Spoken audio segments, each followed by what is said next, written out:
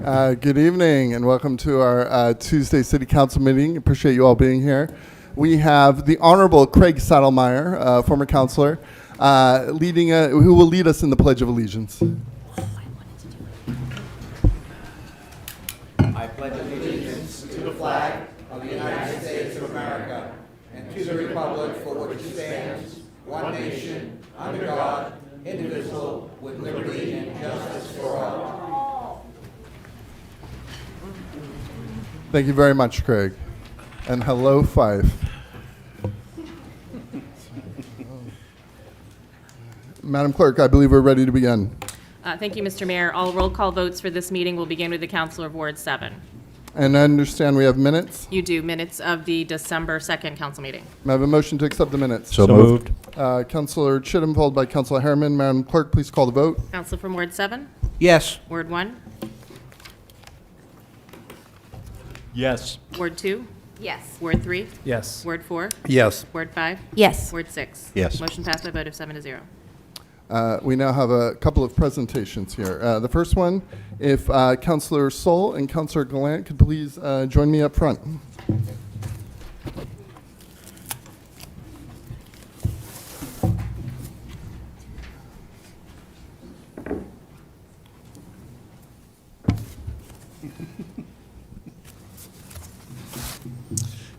So we have a plaque here presented to Aaron M. Soul, Ward 5 City Councilor, in appreciation of your dedicated service to the City of Lewiston, January 2024 through January 2026. Thank you so much.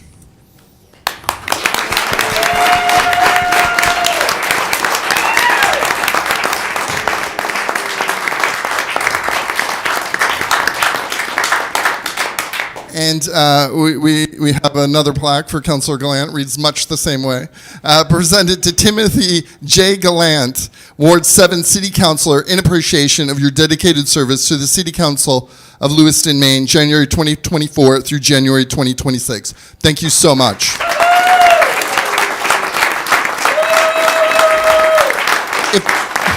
If I can have all the councilors come down around, just so we can get a quick photo with these two.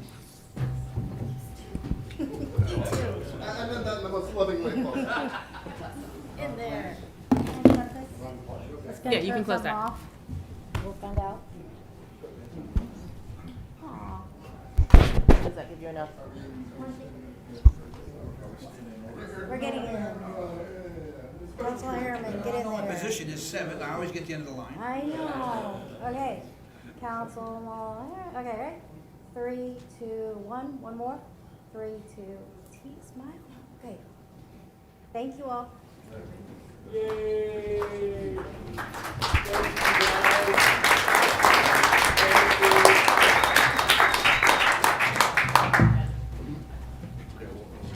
Oh, yeah, just the next one.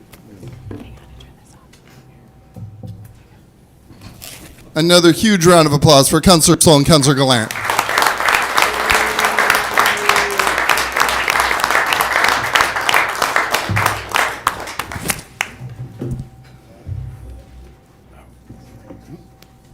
The plant's okay. If I can have Councilor Roy, could you please join me up here along with Craig Sattelmeyer and everyone else who served on the Homeless Shelter Committee.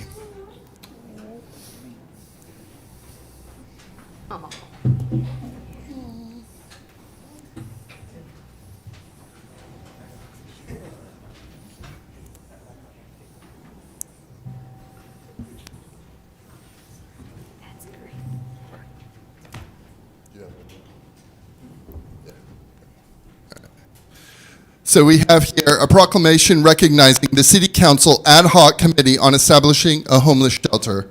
Whereas on May 7, 2024, the Lewiston City Council established the Ad Hoc Committee on Establishing a Homeless Shelter to thoughtfully explore the feasibility, needs, and pathways for creating a shelter to support residents experiencing homelessness.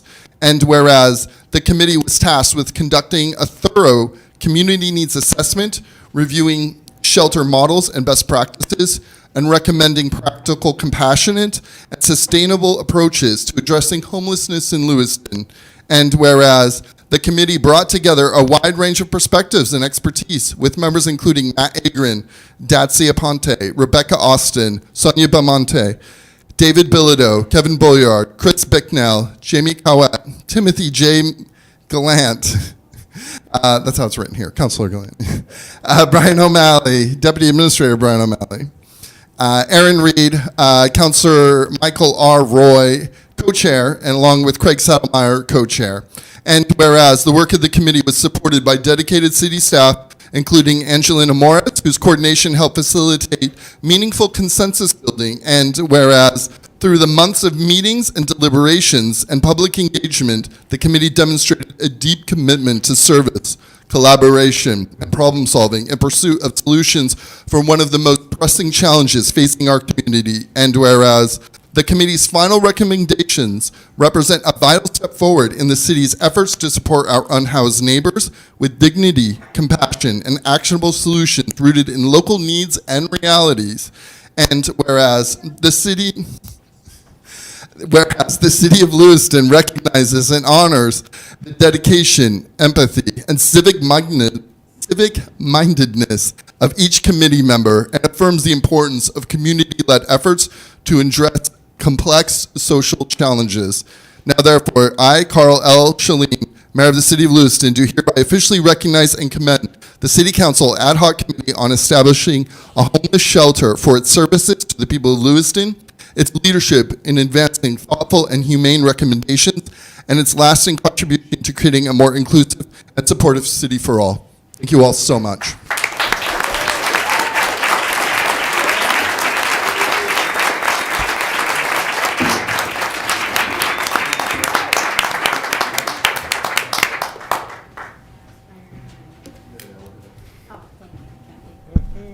Okay.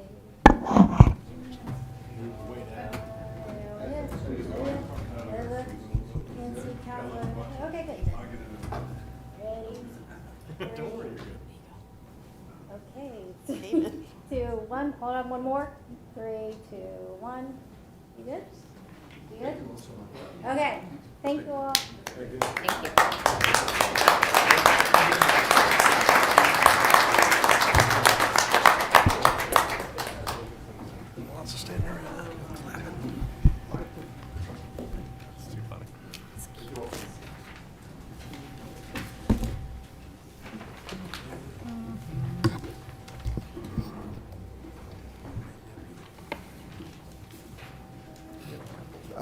Public service is never easy. A huge round of applause for those who served on the Shelter Committee.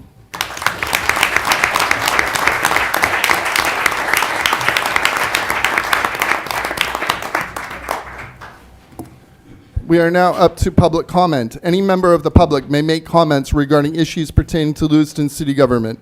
This period is reserved for non-agenda items. Public comment is also allowed during individual agenda items. Public comment is limited to 3 minutes per person. Please state your name for the record, and please indicate if you are a Lewiston City resident or if you are a Lewiston resident. Because this is the business meeting of the City Council, all questions should be directed to the mayor. We'll ask staff to follow up at a future time. It is illegal for the City Council to allow comments related to personnel matters. All personnel complaints should be made directly to the City Administration Office. Hi, my name's Lisa Jones, and I am a Lewiston resident. I'm here again this week to talk about the money that was donated to mass shooting victims and survivors, but given to other agencies. I, and many others in the community, refuse to accept Maine Community Foundation's distribution of that money, as people who survived gunshot wounds still have unpaid hospital bills. Meanwhile, some of that money has gone directly to Africa to fund weapons of war, and the money that stayed in this community has also not benefited anyone who was present the night of the shooting. We quite literally don't know how most of it was used. I first wrote to Council President Chittum in March of this year regarding how Gateway Community Services used the money that they received that was never intended for them. That information was reported by the Maine Wire way back then. The council president has since publicly aligned himself with a local consultant who had a large role in the distribution of those funds. That behavior shows an allegiance to someone other than one's constituents. Lewiston Auburn Youth Network is also a nonprofit agency that received mass shooting funds. Until very recently, it claimed to be located at the infamous 210 Blake Street. That particular nonprofit agency actually claimed to be located inside a condemned building when Council President Chittum responded to my emailed concerns about them with an assurance that they do very good work. I cannot find video or photographic evidence of said work. President Chittum declined to respond to my recent email where I asked him for specifics of their work or what exactly he did when looking into their agency, since visiting their physical location listed on paper clearly didn't occur.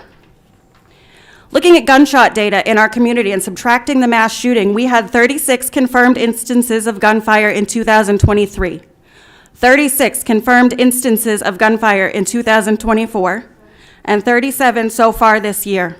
These numbers do not include the sounds of unconfirmed gunfire that many residents report hearing on a regular basis.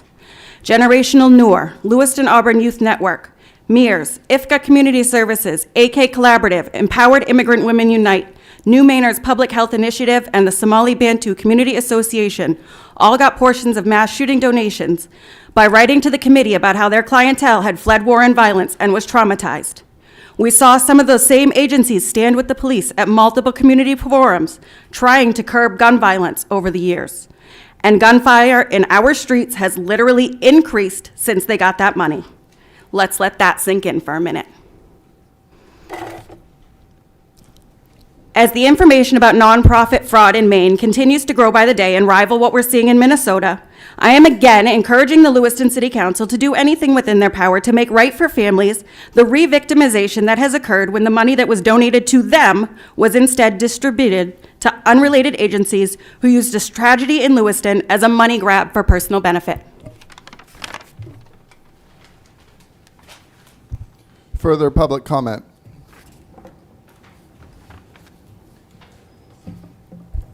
Good evening, Catherine Ryder, Senior Director of Strategic Initiatives for Spurwink, and I am a resident of Windham, Maine. I'd like to read a letter, if I may, in gratitude for the Council's work over the past several months. Dear Mayor Shaleen, Lewiston City Council members, and city leadership, on behalf of our colleagues in the leadership team at Spurwink, we wish to extend our sincere gratitude for the countless hours, thoughtful deliberation, research, and collaboration that went into shaping the final ordinance for the syringe service and harm reduction programs in Lewiston. We recognize the weight of your responsibility to represent the voices of your constituents while navigating complex and often challenging issues. Your willingness to engage deeply in this topic reflects a commitment not only to public health, but also to the principles of care and compassion that underpin harm reduction. These principles, meeting people where they are, reducing harm, and preserving dignity, are essential in addressing the struggles faced by individuals living with addiction and in promoting the well-being of the broader community. We are honored by your acknowledgement of Spurwink's work and look forward to strengthening our partnership as we move forward together. As part of this shared commitment, we have scheduled a community cleanup, which was to happen on December 5th and was canceled because of weather conditions and will be rescheduled. We intend to hold these events at least twice annually. While challenging issues can create division, we believe the best outcomes arise when we unite around a common purpose, bringing the very best of our expertise, integrity, and care to the work at hand. For our part, we will continue to apply evidence-based practices in clinical excellence to the mission we are privileged to carry out every day. Thank you again for your leadership and dedication to creating a healthier, safer Lewiston. In service, myself, Ernestine Peralt, and Eric Meyer, our President and CEO.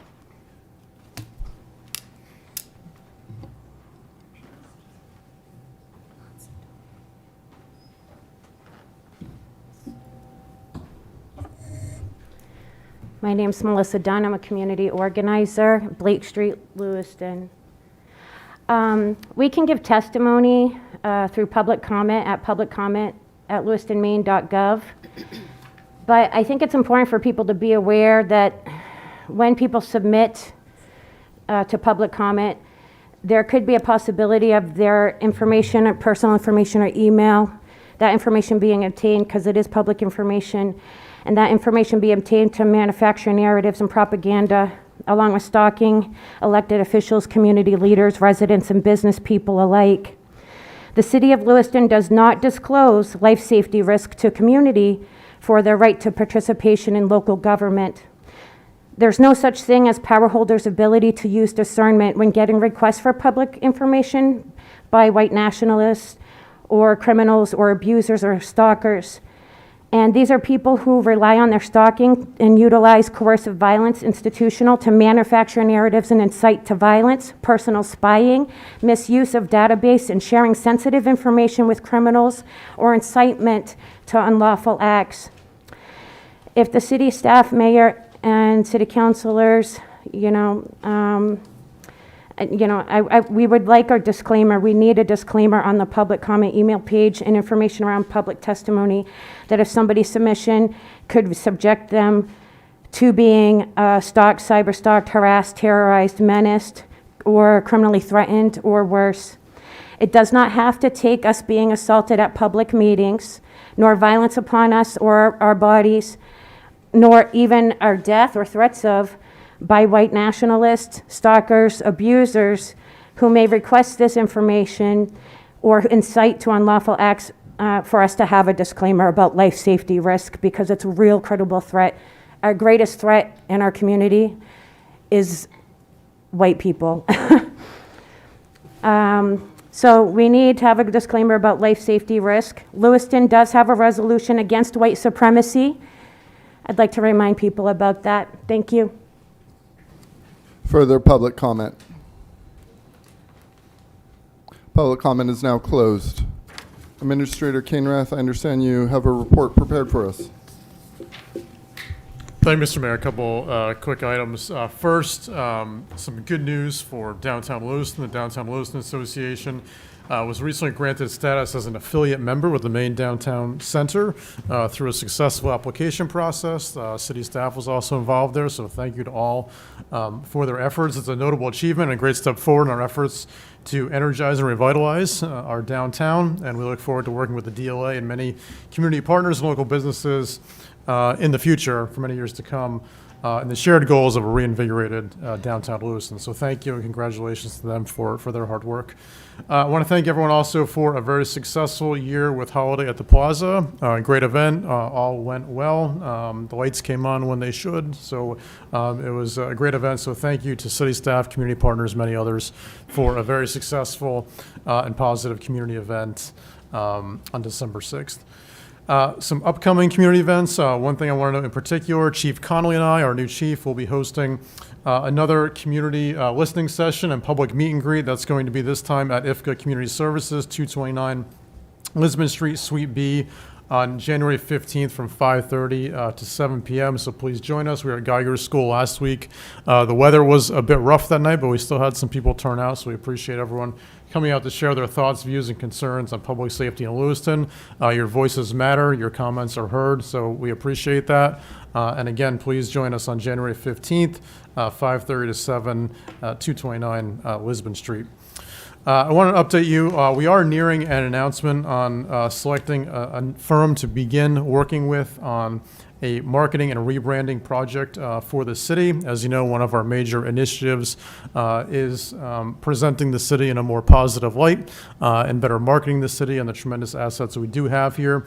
So we are looking at working with a firm that is going to really prioritize significant public input, focus groups, community buy-in, and really making sure that the many diverse voices across Lewiston are incorporated and heard in this new marketing proposal. And we put forward something that is inclusive of all of our community spirit and that we can take forward in the years to come. So that process will be starting at some point soon. We'll have more to say at the appropriate times, and of course update on everyone on when those public opportunities for comment and participation are going to be. I think that has to be a major part of any plan that we put together like this. So we're looking forward to that. And again, working toward the overall goal of presenting our city in a more positive light and really showcasing the assets that we do have here and why this is a great place to live, work, run a business, or whatever it is that you want to do here. So that's upcoming. A couple of things upcoming on our agenda for January that have been at the request of the council. First, we're going to be talking about the public health director position. That's going to be coming back. We're going to do a requested council FOIA training. Depending on the availability, we have reached out to the Attorney General's office for someone to join us to do that training. So that will be coming up, and we're also going to be talking about the creation of standing committees for some pretty heavy topics, public safety and economic development, and having council created standing committees on those issues. So all those will be coming forward in January. If you're interested in any of those items, please join us. Lastly, I just want to remind you, this Thursday, December 18th, 11:30 to 1, we are having a city staff-wide employee appreciation event for our staff. We've talked about staff morale, recruitment, retention, and making sure this is a place with a positive work culture is really important. And so we are having this event. So City Hall will be closed 11:30 to 1, just that hour and a half. We'll remind people a lot of services are available online during that hour and a half, but it is just an hour and a half. It's once a year. We need to thank our people. We need to take care of our people.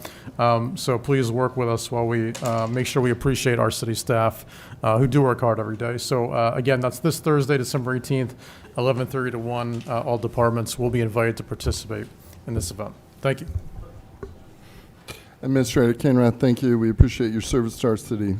Madam Clerk, I believe we have a consent agenda. We do. There are 6 items on the consent agenda this evening. Item number 1, order authorizing the transfer of funds from the 2025 Lewiston Capital Improvement Plan Redundant Water Transmission Main Bond Account to a new LCIP bond account for the Pond Road Water Main Replacement Project.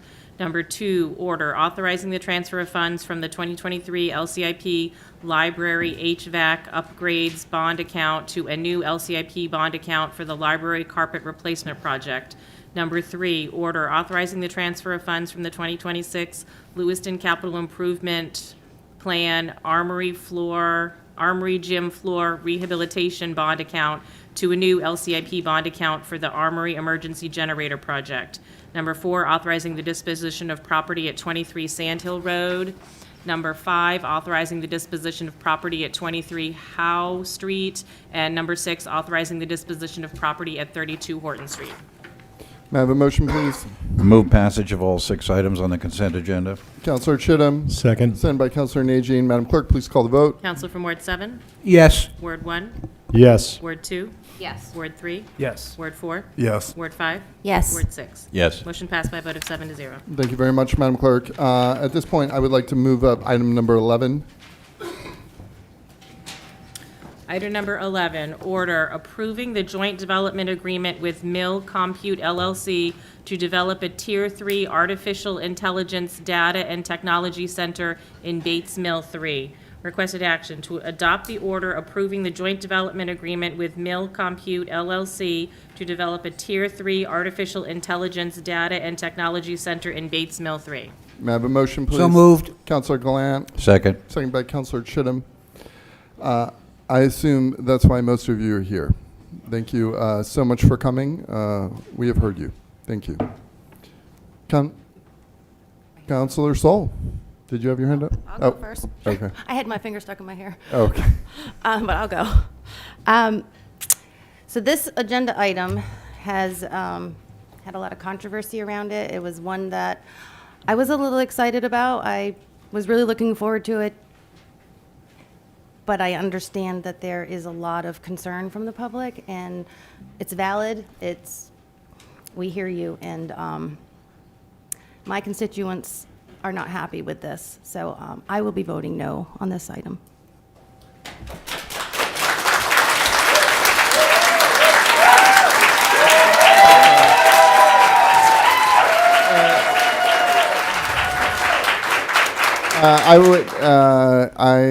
Thank you all for being here. I would appreciate it if we observe the rules of council chamber decorum and refrain from any outward signs of either protest or approval. Thank you very much. Councilor Gallant. Thank you, Mayor. I too had an interest in this project, and the more we dug into the project, it was a unique project for Lewiston. Obviously, it's not well known in the United States, quite frankly, a project this size. However, again, I too have heard from everyone in Ward 7 and other individuals about this particular situation, and I'm not really satisfied with all the answers, so I too will be voting no at this time. The audience, please. Thank you. Thank you. Councilor Chittum, yes. Thank you, Mr. Mayor. First of all, I want to recognize the efforts that our Community and Economic Development Department have put into bringing this project forward, as well as the developers who had proposed it in the first place. An enormous amount of work went into presenting, albeit at the last minute, of what appeared to be a very viable project.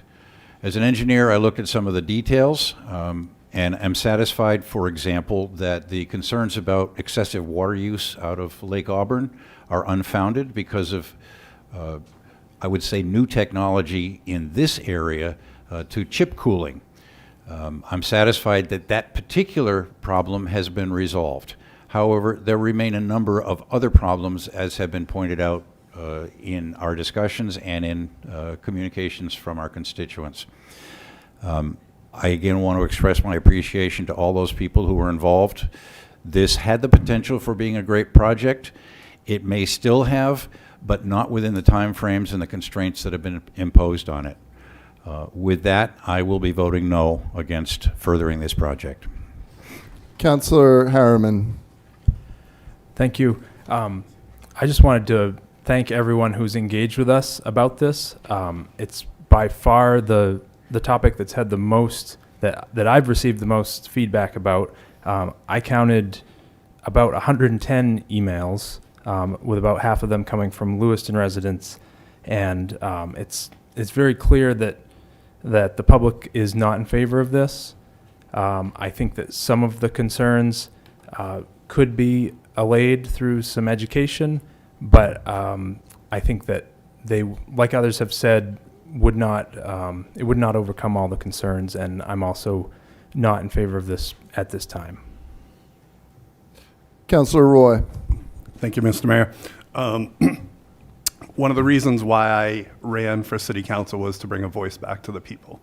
Your voice was heard loud and clear. Facebook, social media, emails, we are listening. We are all listening. We are all seeing. We are all, paying attention to your thoughts. And I don't know if that came out right, but anyways, we're paying attention. And I too will vote no on this tonight. Councillor Najin. Thank you, Mr. Mayor. Thank you all for coming tonight. I would like to thank our Economic Development Department for their hard work in presenting what I think was a very good proposal. I do think that the public process was flawed. Unfortunately, there's no window in which to get any community buy-in or answer concerns from the public. And some of the concerns that have been brought forward, I don't have answers for. I can't make a decision when I don't have an answer for genuine community concerns. And so for those reasons, I'll be voting no, and I greatly appreciate the outreach from the community to use your voice to let us know how you feel. Councillor Longchamps. I agree with, Can you move the mic? basically, I agree with my other counselors. I just don't have enough knowledge to vote yes on this. And the information that I have been able to gather really hasn't been positive. So, as everybody else, I will also be voting no. Thank you for coming out. We are now going to public comment at this time, should people still want to speak. One second there, Mr. Roy, I will just explain. We're almost going to public comment. Okay. And so we are I recognize people in the room, friends and neighbors. We are prioritizing Lewiston residents first, and then we're going to take it from there. And then for those of you that do want to speak, if you can just line up so we can move through efficiently, that would be great. Please proceed, Mr. Roy. Thank you, Mr. Mayor. Again, Matt Roy, Ward 6. Well, thank you for all reading my emails, all 7 independent recent emails saying forward compliance. Well, as the city clerk can attest, I pretty much hear every meeting for the last, let's say, 15 years. Just using this is the probably maybe one of 2 examples where a council has actually listened to the feedback they've actually gotten. I've been here multiple times and multiple different occasions over those 15 years where everyone would stand here at this podium and speak, and the said councils would have not listened and voted. And this is the flaw within our governance structure. It's a weak council and a very strong, as the Sun Journal printed last week, there was the quote-unquote serious reform is needed. It's been needed for years, and hopefully this is the prime example why. Especially when we take this and compare it against the syringe ordinance process we've had since June. Every meeting since June, multiple meetings in June, July, August, September. You had no problem having a public process then, but we're just going to dump this literally at the last meeting of the year, which is something that happened 10 years ago too. There was a whole retail opportunity for Exit 80, which never happened. If we look statewide, there's been proposals like this one have failed.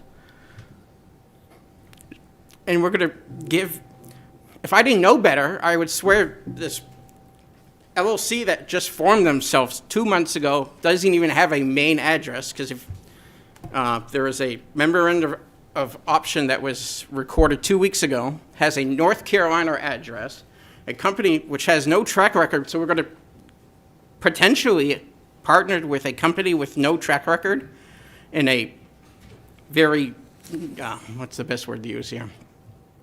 An industry in its infancy. Big tech has this year's walked away, Microsoft and Amazon, from numerous AI data centers through leases and their own corporate investments. But yet we're going to go with a company that has no track record.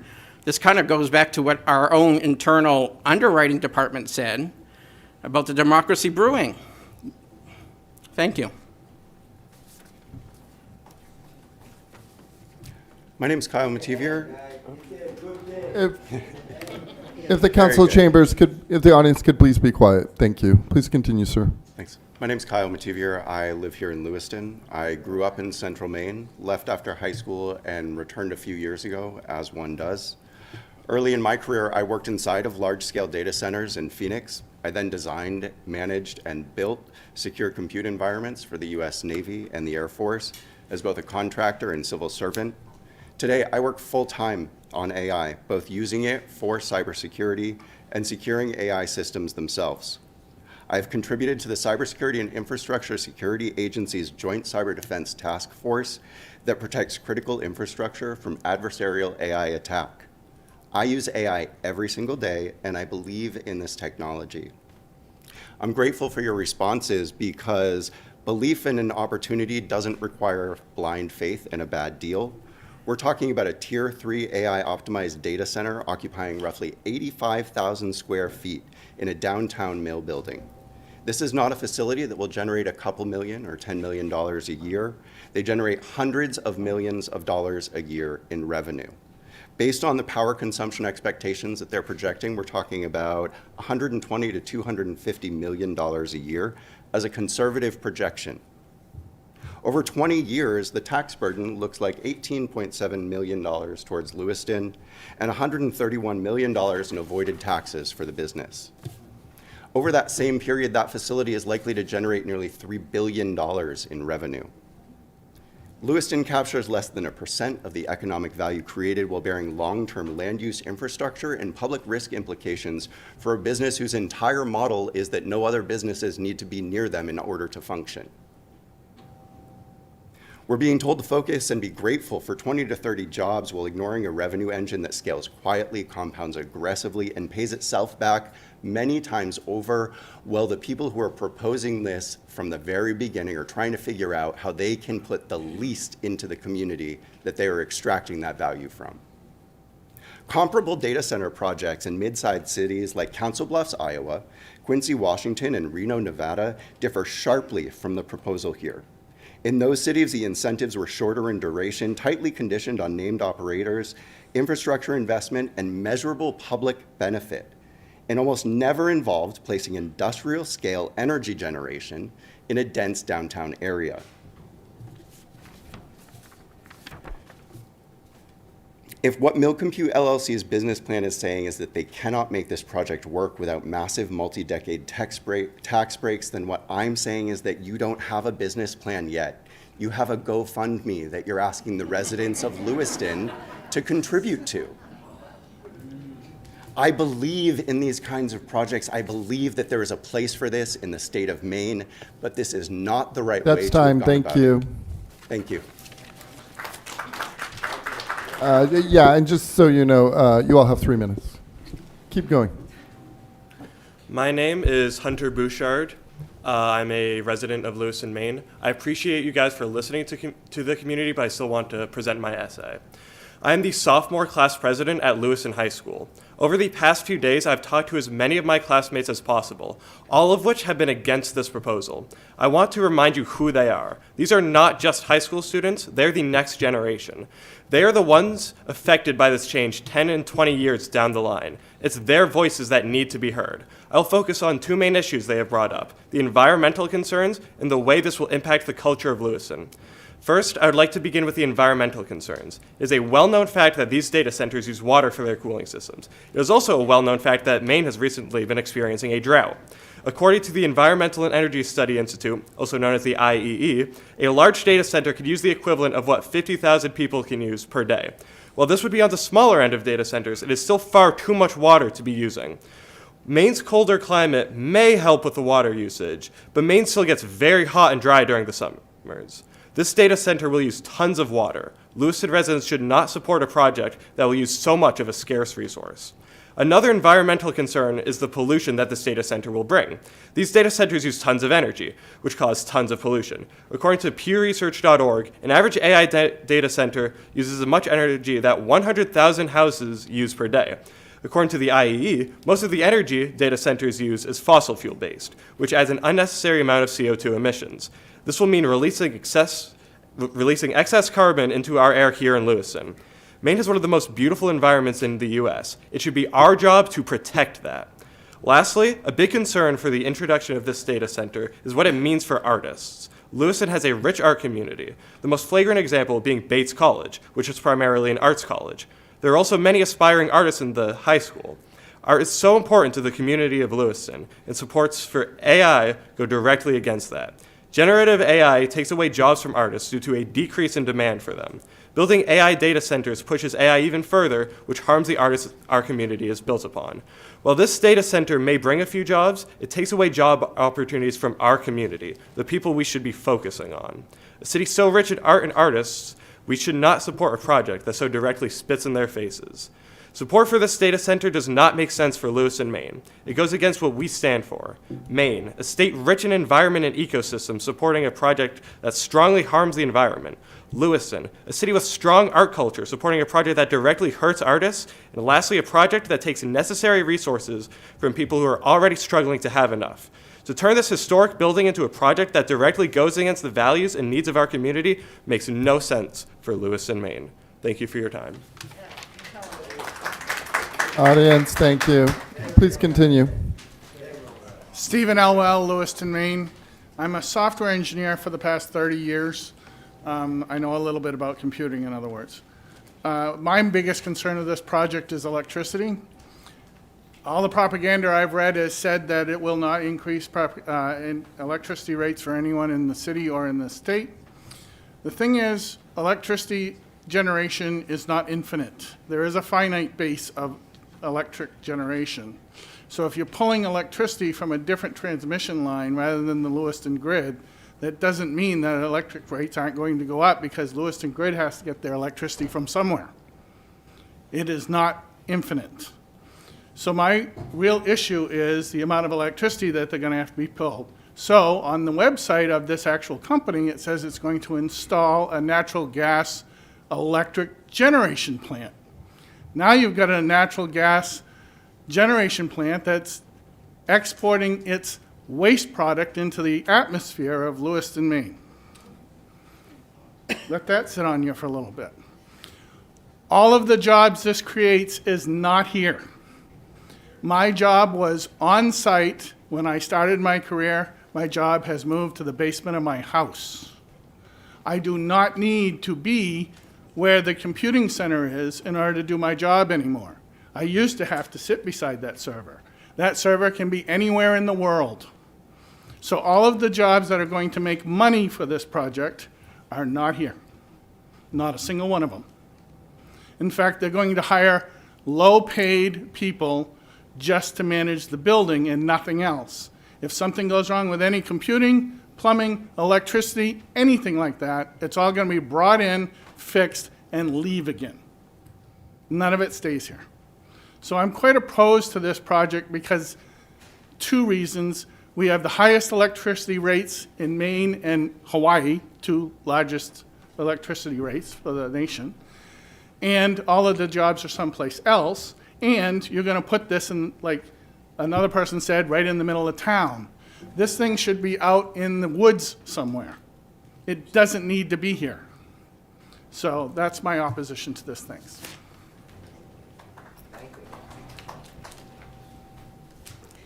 Good evening, everyone. My name is Jay Zimmerman. I live in Ward 5, and I teach in Lewiston Public Schools. An AI data center in Mill 3 would be a poor use of a major asset for the city and would make downtown Lewiston less livable. Historic buildings like the Bates Mill Complex represent unique and valuable opportunities for reuse and development. Consider this in the light of Lewiston's ongoing housing crisis and our attempts to revitalize the downtown area. No one is going to patronize an AI data center. It will house no one, it will feed no one, it will provide no beauty and enrich no one's lives, only the developers' pockets. In fact, noise and air pollution from the center's operations would be likely to dissuade people from living, working, and spending time and money in our downtown. So it is clear that this development would be at odds with the Riverfront Island Master Plan, which has been so carefully crafted to bring more life and diverse use to the waterfront area, as well as being at odds with efforts to upgrade the Androscoggin River's water quality rating. This plan affirms my belief, the Riverfront Master Plan affirms my belief that the downtown should be for people, not machines.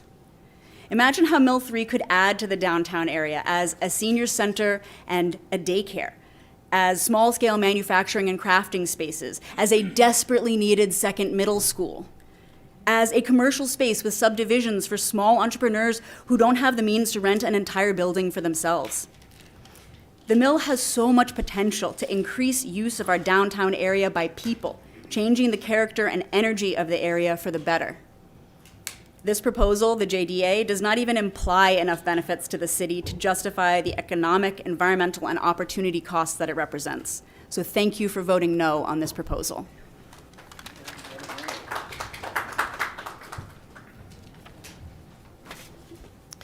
Zoe Lidstrom, Ward 5.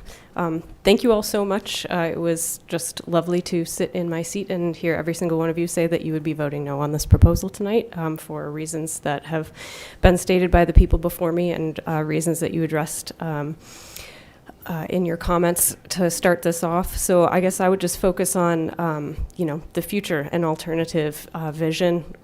I think if we can involve public process to think about how we might develop the mill in the future. People have a lot of great ideas. I understand that the previous assessment felt that it was a difficult building to develop because of its dimensions, but I think we can think outside the box. We've heard a lot of great ideas here tonight already. And I think we can come up with something that's a better fit for the Riverfront Island Master Plan that brings life to Lewiston rather than kind of filling up a building with servers. Thank you.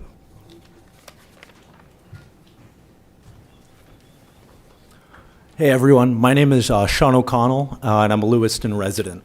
So I got all these numbers from my roommate Lily, who used to work at the watershed and currently works at the Soil and Water Conservation District. So right now, the proposal called for something like 1 million gallons of water per day for this data center, which is, napkin math about an Auburn. And in 20 years, 5 million gallons of water a day for the operation of this. And that's like an extra Lewiston-Auburn. On an already stressed wastewater system, this doesn't seem like a great idea. Like, knowing that for a fact all water is connected, like, we have to take this very, very seriously. I'm not originally from Lewiston. I'm from Brooklyn, New York. I grew up near the Gowanus Canal, which, for whoever knows, is a super fun site. Dozens of companies dumped in the canal for hundreds of years. When a dolphin made it in, it lasted 2 weeks before dying. You can barely glance at what you fish out of it because of the pollution. When I moved here, I was really dismayed to find out that there were similar warnings about the Androscoggin. So taking advantage of this river is everybody's right. And the water use of this proposed data centers, it's going to undo all the work that's already been done by this community to make our waters clean and safe to live in. Thank you. Thank you. Hello, everyone. So I'm from Africa, but I'm one of you guys. I'm sorry, sir. Where do you live? I said I'm from Africa. I understand. Where But do thank you you, live? I'm one of you guys. I live in Lewiston. Okay, please continue, sir. Thank you. Yes, Mr. Mayor, I sent you today because where I come from, we live neighborhood to neighborhood. But when I see my city, Lewiston, which means I'm a mayor, not you. I'm a mayor now.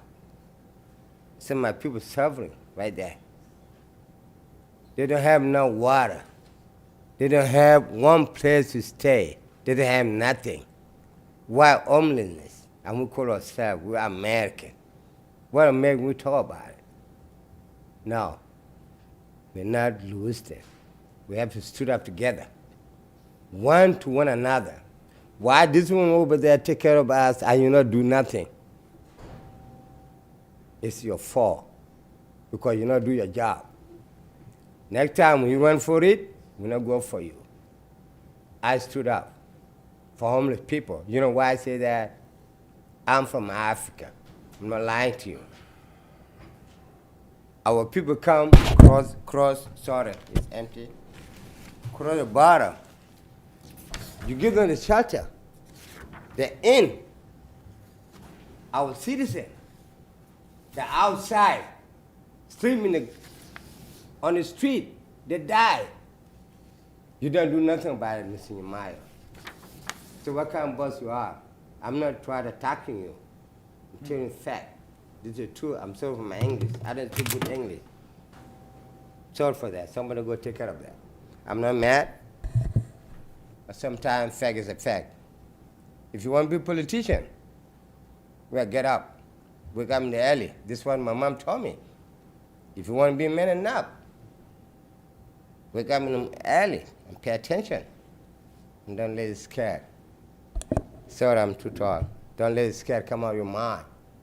You all be ran for the rest of your life. So what you going to do for our citizens right here that are homeless? You never do nothing about it except that woman right there. What you going to do about that? That citizen of the United States of America. And you know what? Let me tell you my background too. Yes, I'm a medical doctor. Yes, I did. But I lost my license. But it doesn't mean that I cannot do humanity. So we have to work together. It doesn't mean I'm black and you white.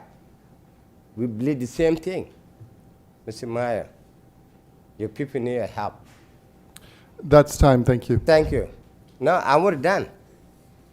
That's time. Thank you.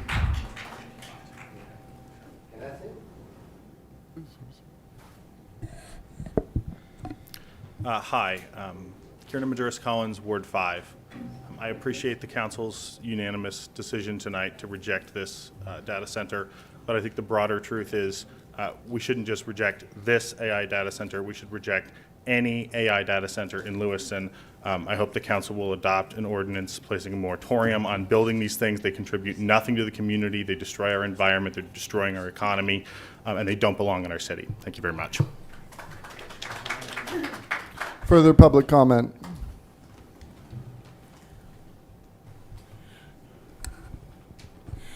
Hello, my name is Siri Cressy, and I live in downtown Lewiston.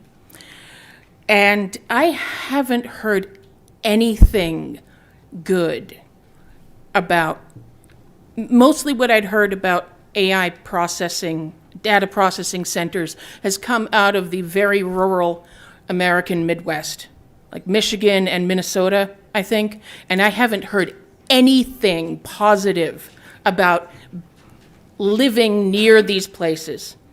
I've heard things about rates of heart diseases and respiratory illnesses going way up, and heavily polluted water. Somebody said something about advances made in chip cooling. I don't know anything about that, but I think we are justifiably proud of, at least the last time I heard, the fact that our public water supply, Lake Auburn,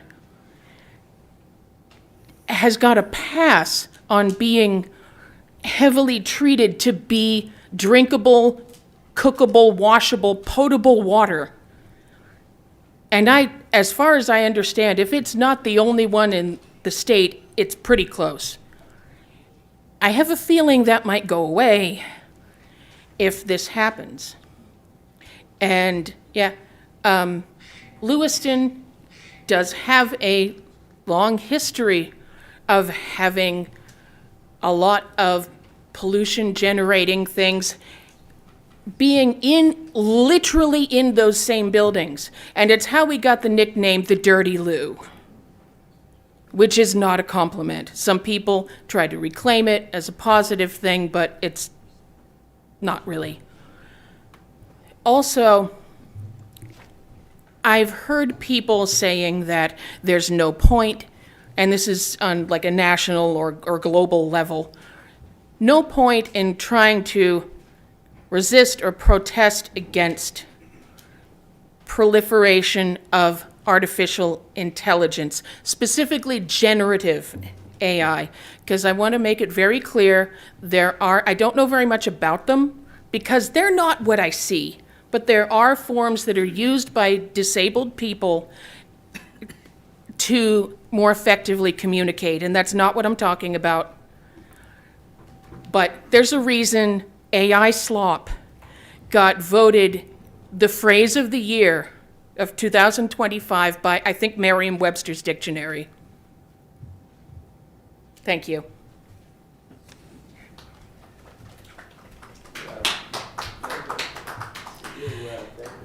Hi, Cecile Thornton from Lewiston, Ward 4. I don't have a speech prepared. I just want to thank you all for listening to us. I think that you're amazing for having done that, and I think the audience should applaud you for having done that. I hope you'll allow it.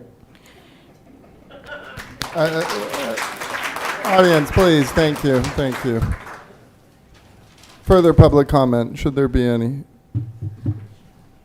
Hi there, my name is Abby Rahman, and I'm a resident of Lewiston in Ward 1. I submitted more extensive written comments, and I'll keep this relatively short, but I did just want to talk about the CHP plant portion of the data center proposal.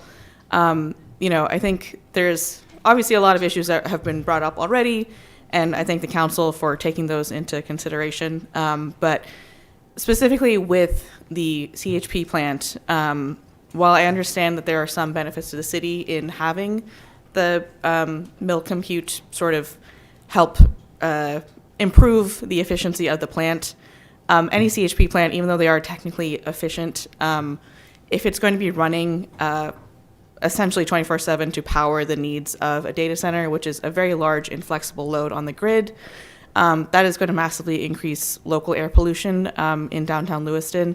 I'm speaking as in my personal capacity as resident of Lewiston, but professionally, I also work with communities who deal with these sorts of plants in their communities every day.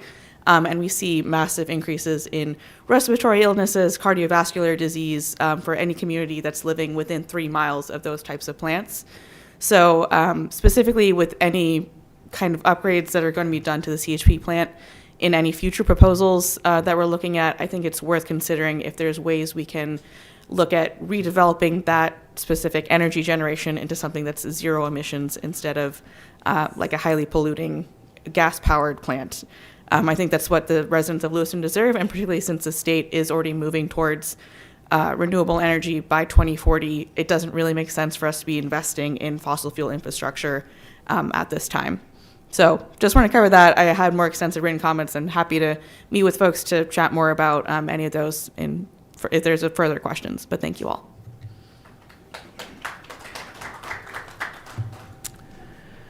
My name is Gus Goodwin, and I'm from Portland. That's why I wanted to go last, but I came all this way, so I thought I'd say something. And I'll skip what I wrote because a lot of it's been said, but I do want to thank you for listening to the people. I think it's really important. The environment is important. Our healthy lives are important. I guess the one thing I didn't hear a lot of from what I was reading is that one way to cool the data centers to use less water is to use PFAS or PFAS-like chemicals in the system, and I think that's something that should be carefully looked at as well. But anyway, the main thing is I think everything that I was going to say has been said, and again, thank you very much. Further public comment before we close it. Hi, my name is Marty Young. I'm a Lisbon resident. I basically came this evening after having read all of the information that was publicly available about Mill Commute and about this project on the whole. One of the things that I wanted to point out that I don't think has really been stated enough this evening, the Mill Commute, the Mill Compute FAQ page, which is buried and difficult to find, says, quote, upper floors of Mill 3 have the potential to bring technology companies and researchers, creating collaboration and partnership opportunities, end quote. This is not a guarantee that those companies will come. The mills have had vacancies for the entire time that I have been a resident of Maine. I moved here from California. I moved here in 2017, and those mills have been vacant the entire time I've been here, and for long before that as well. So I would implore you to please look at other opportunities to fill those buildings with residents, companies, and other businesses that actually have a good something to give back to the community. Thank you. Thank you. Thank you. Further, yes, please continue. Thank you, Mr. Mayor. Luke Jensen, Ward 2. First, I just want to say that my comments tonight, none of it's directed at city staff, just has to do with their job. I just want to make sure that my comments are directly to you guys up there, the elected officials. I am kind of appalled at the lack of transparency in all of this. There's very little info about the people in charge of this project. The paperwork traces back to places like Delaware, North Carolina, and Florida. Some of the Maine entities were just opened, the last couple of months here. This is not Mainers running this project as they, say they are. What is their track record? We can't even look it up. There's no info about who profits from all of this, which is probably the biggest question I want answered. There are no guarantees, only promises that if they break what they're agreeing to, that we can't sue them for $10 million. We just have to deal with the environmental damage that they cause and live with it. I also wonder why there are so many public input meetings about different topics, but you guys can't have one about this. How many have you had about the police chief search? You had a bunch and you're still having them. You've already picked the chief. You can't have one about this. I get that having it over the weekend or yesterday would have been pretty short notice, but it's better than this. We can't even ask questions. We just have to give comments and hope that you guys answered the questions during your discussions. Is that really how you want to build trust with the community? How is that good public policy? Voting 5 days after announcing this. Also, what message does all of this send to the small business community in Lewiston? You guys are offering to give the people here, about a 90% tax break for 20 years. When has any small business in Lewiston been offered anything like that? Going after big projects that either don't come to fruition or don't end up as planned has been the economic strategy of the city for over a quarter century, and it just has not worked, and it's not going to turn around our local economy. If Lewiston city government actually put a focus on supporting new and existing small businesses instead, that would revitalize the city and create the conditions that would make large developments happen without a TIF. Think about like Obscura and Luigi's. The city did have a role in not supporting them, and part of the reason why they are not open today, because of the city. So I guess if this passes, we'll be in here at 2 o'clock tomorrow afternoon to take out a petition to overturn this order. You just need 2,003 signatures. But you guys also have the ability yourselves to put this question to voters. You can do it as a binding vote or a non-binding vote. If you don't want us to have the say in it, at least give us a non-binding vote so you know how we feel about it. You guys are deciding this right after an election where we could have asked you how you guys felt about this issue. Now we lost that opportunity. So when we think about how public policy is supposed to go, how we build trust in the community, this is not it. Please kill the project. Further public comment? Further going once, going twice. Public comment is now closed. Back to the council. Councilor Najin. Thank you, Mr. Mayor. So I'm not sure if everybody's aware, but I sat on the action group We Protect Lake Auburn. I can tell you that some of the development pieces around this project are different than other projects. I can also tell you that Auburn Water Division hasn't weighed in on what the potential uses damages are for the uses of water. When you talk about the 2040 energy goals, it's a valid point. Another thing to bring up is the federal administration has recently passed an AI executive order that the protections for our community would have to be in this JDA. And it's not clear at this point how that argument plays out to buy into the community's concerns and make sure that we're protected. So again, I appreciate everybody coming out to express your concerns. I do think that these types of technologies are important, and I do think that if there's a process in which we can answer the community's concerns and mitigate any risk to our community in a manner that the community buys into, then that's a project that moves forward. And unfortunately, the public process on this just isn't there, and so therefore, again, I'm voting no. Councilor Harriman. Thank you. I just want to thank everyone for coming out, for emailing, for calling. This is really a great example of how representative democracy works. So thank you. Councilor Chittum. Thank you, Mr. Mayor. I want to repeat that. Thank you all for letting your opinions be known. One of the silver linings that has come out of this is that there were a lot of crowdsourced suggestions as to what can happen with mill number 3. There are only a finite number of minds that work here, but when we go out into the crowd and we ask, or you volunteer, these are possible uses, some of those struck a chord with me, and they certainly are meritorious of looking at. So I appreciate that very much. Thank you all. Councilor Glant. Thank you, Mayor. I'm going to vote no, so I'll start my conversation with that. But the reality is, some of you said we should invite new startups, new ideas, new adventures, because that's what this is. That's the wrong way to think of things, because some other opportunity may come that is new, foreign to all of us here, because we're in Maine, and we are, for lack of better words, a little backwoods compared to a Chicago or a Minnesota or a New York. So keep your minds open.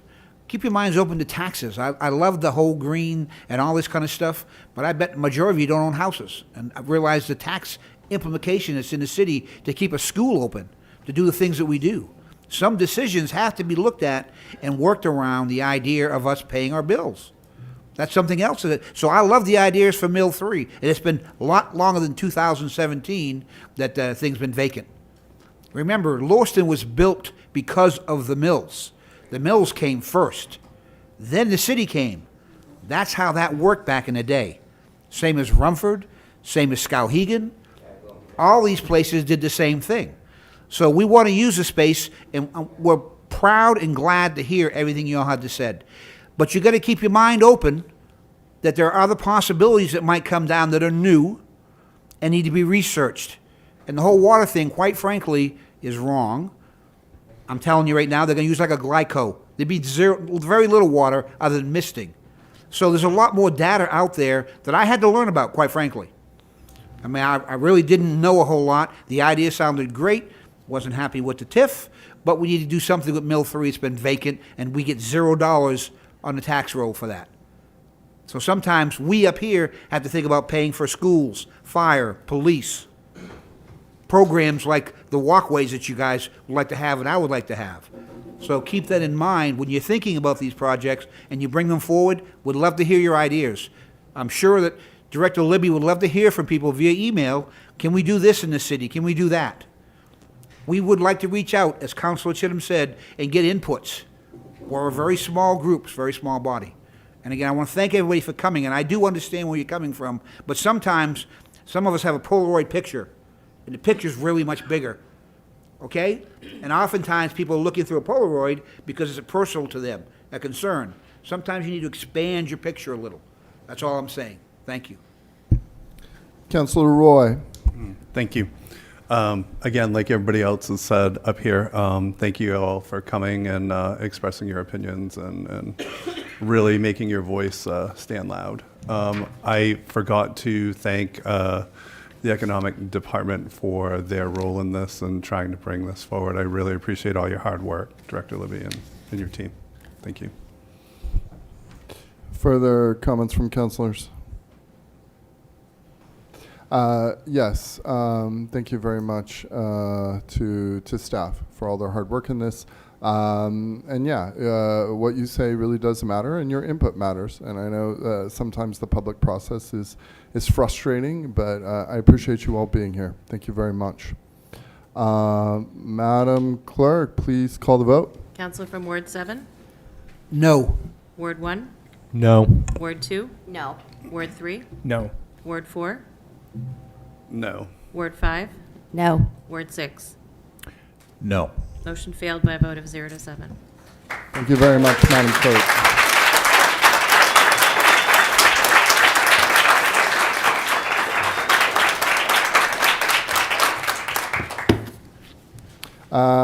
Item number 7. Item number 7, amendment to the city business license fee schedule policy to add the syringe service program license.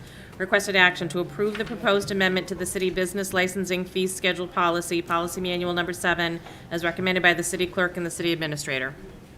So May I have moved. a motion, please? Second. Councillor Chittum, followed by Councillor Gallant. And councillors, if you'll give us all 1 second as we wait for people to leave the chambers.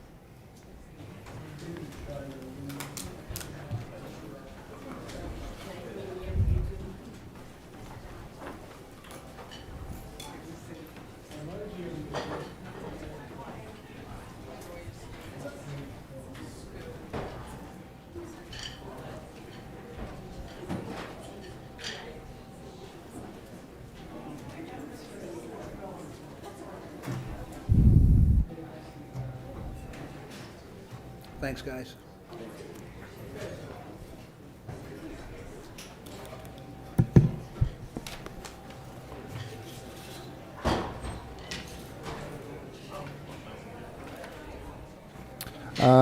Councillors, let's begin. Any comments or questions?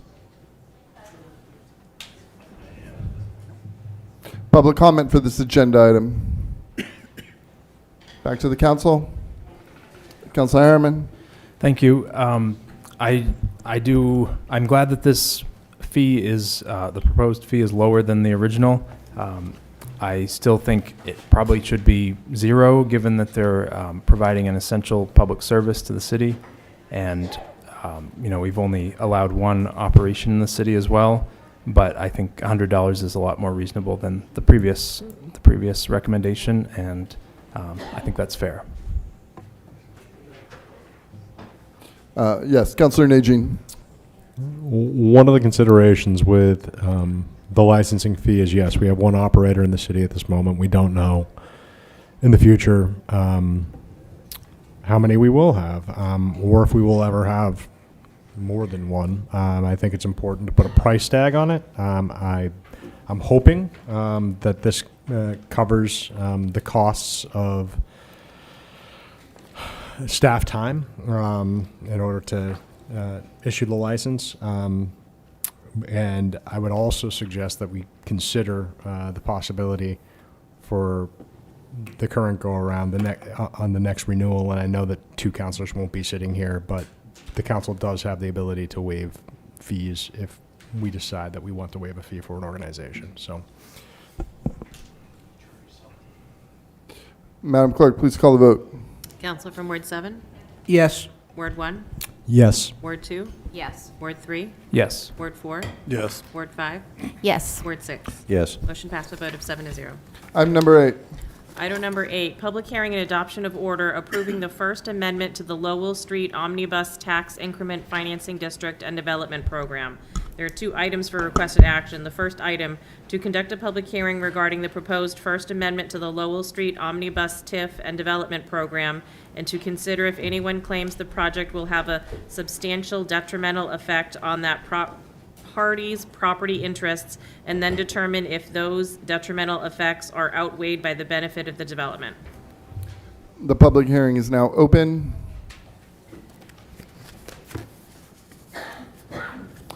The public hearing is now closed. Mayor, Yes. can we hold the public hearing open for the presentation? Yeah, sure, of course. Thank you, Director Libby. Madam Clerk, do we need a motion on the table, or we can just have the presentation? You can just have the presentation. Director Libby, please proceed. And thank you for joining us. Thank you, Mayor and councilors. My name is Nate Libby. I'm Director of Economic and Community Development. I'm here with the developer of the Lowell project. Please introduce yourself. Jason Levesque. Mayor and council, and for members of the public, we've prepared a brief slideshow presentation to walk through the pieces of this project and the TIF amendment that we're asking you to adopt this evening.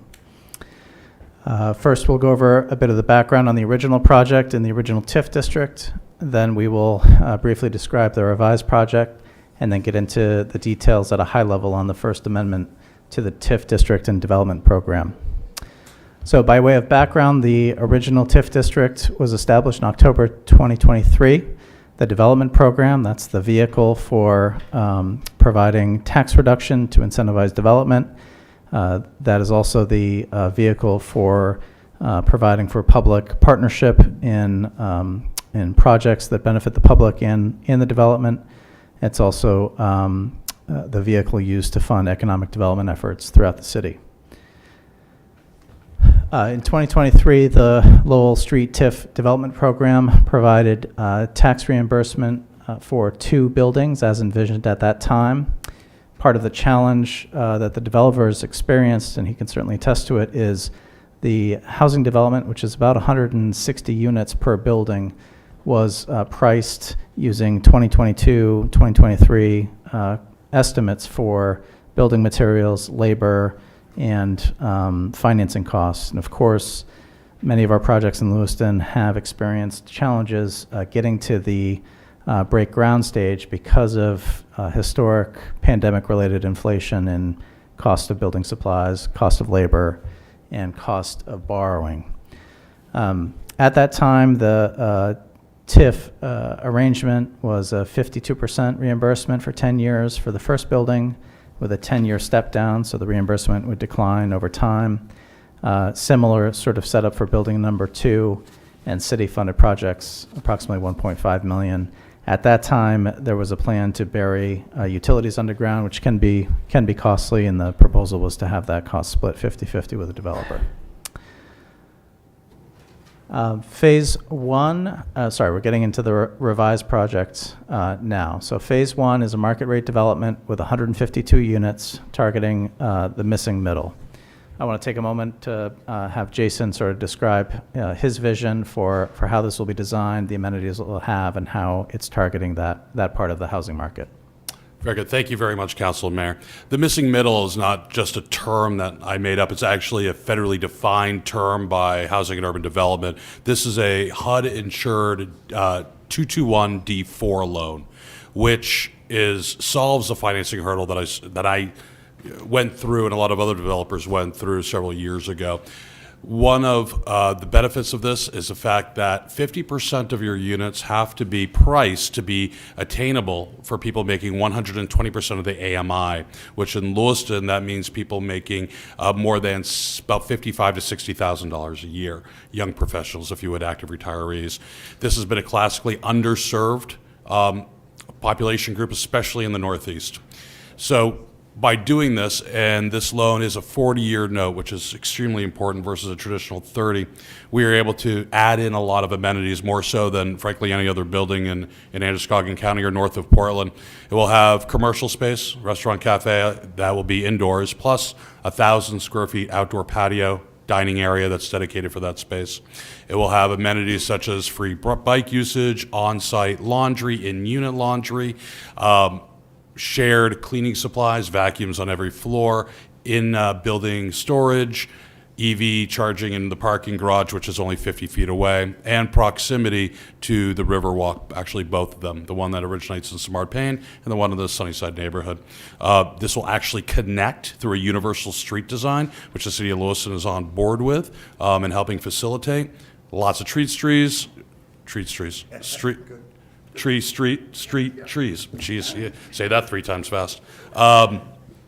As well as bike racks, everything else that's in ordinance, and then some. So it's going to be amenity rich with a fitness center, yoga studio, dog walking, et cetera. So I think we all agree that this is going to be really kind of a jewel in the downtown Lewiston belt, if you would.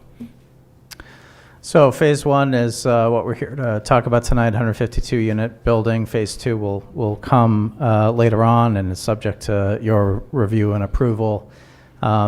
The revised project has a smaller scope for city-funded public projects. As I mentioned, $1.5 million was the agreement for the last iteration of this. That's been scaled down to $850,000. Those funds are going to be used to invest, use that sheltered TIF money to invest in streetscape and ADA improvements, sidewalk construction, street resurfacing, and all of this will be designed with future consideration for the Riverwalk extension. We want this project to dovetail perfectly with the Riverwalk extension as it gets built and heads north. The TIF amendment, as I mentioned, has phase 1 tax reduction through what we call TIF credit enhancement agreements, or CEAs. The TIF agreement provides for a fixed amount of $400,000 in tax reduction for 20 years. The developer would use this credit enhancement agreement, this $400,000 a year payment, to be able to qualify for the HUD financing that he described. So this funding is our attempt as a city to support the development costs by helping the developer secure this additional final piece of financing to make the project happen and break ground early next year. Fixed amount is something we're trying, at least during my tenure, for the first time with you folks. The fixed amount helps provide his lender assurance that there is a revenue stream to support the debt service, and it's part of their consideration in their underwriting and approval. For the city side, the fixed amount favors us. Unlike residential properties, which might get reevaluated every 5 years, or in our case, every 35 years, commercial buildings are reevaluated much more frequently. The city assessor reviews financial information from the business. As the business becomes more profitable, the assessment reflects that. And so as the valuation in the property grows over time, and as the mill rate grows over time, the city's slice of this pie is going to grow over time. And so in this sense, the fixed amount is high in the early years, but over time it averages out. With phase 2 incorporated, the split between phase 1 and phase 2 and the city's share is roughly 1/3, 1/3, 1/3. So I think it does represent a fair deal to the developer, fair deal to the taxpayers, and for you that have to balance new revenue with cost of municipal services. Phase 2, as we mentioned, is envisioned. It's conceived of, but it is not at a point where we're asking folks to put pen to paper. We talk about it in broad strokes, but any phase 2 credit enhancement reimbursement would come back to the council for review and approval. We've penciled it in as a smaller level of support. We think when phase 1 is complete, the assessment is set, the building appreciates over time, as most real estate does. Building 1 can be used as collateral to help finance building 2, and we sort of springboard building 2 from there. In this instance, we do envision it as a fixed amount as well. But for everyone's clarity tonight, we're just asking you to consider a credit enhancement agreement for phase one. I described the breakdown in revenue, and that's on the screen here. The development program anticipates sheltering $62.4 million of valuation. That's the estimate for both phases that we've got from the city assessor. And that valuation will generate $24.2 million in revenue over the 30-year term. That figure does not account for inflation, just to be clear. So that is a conservative estimate of revenue. 33% of that would go to the developer over 20 years in phase one. Totals about $8 million. Phase two in green, it's about 29% going to support that project at $7 million. And again, that's a placeholder. And then 38% of the revenue to the city, which is about $9.2 million, or after the public projects are financed, about 8.1. So that's how we get to the one-third split. TIFs, this is sometimes a hard thing to wrap your head around, but TIFs have this benefit for you folks as city councilors trying to balance a budget.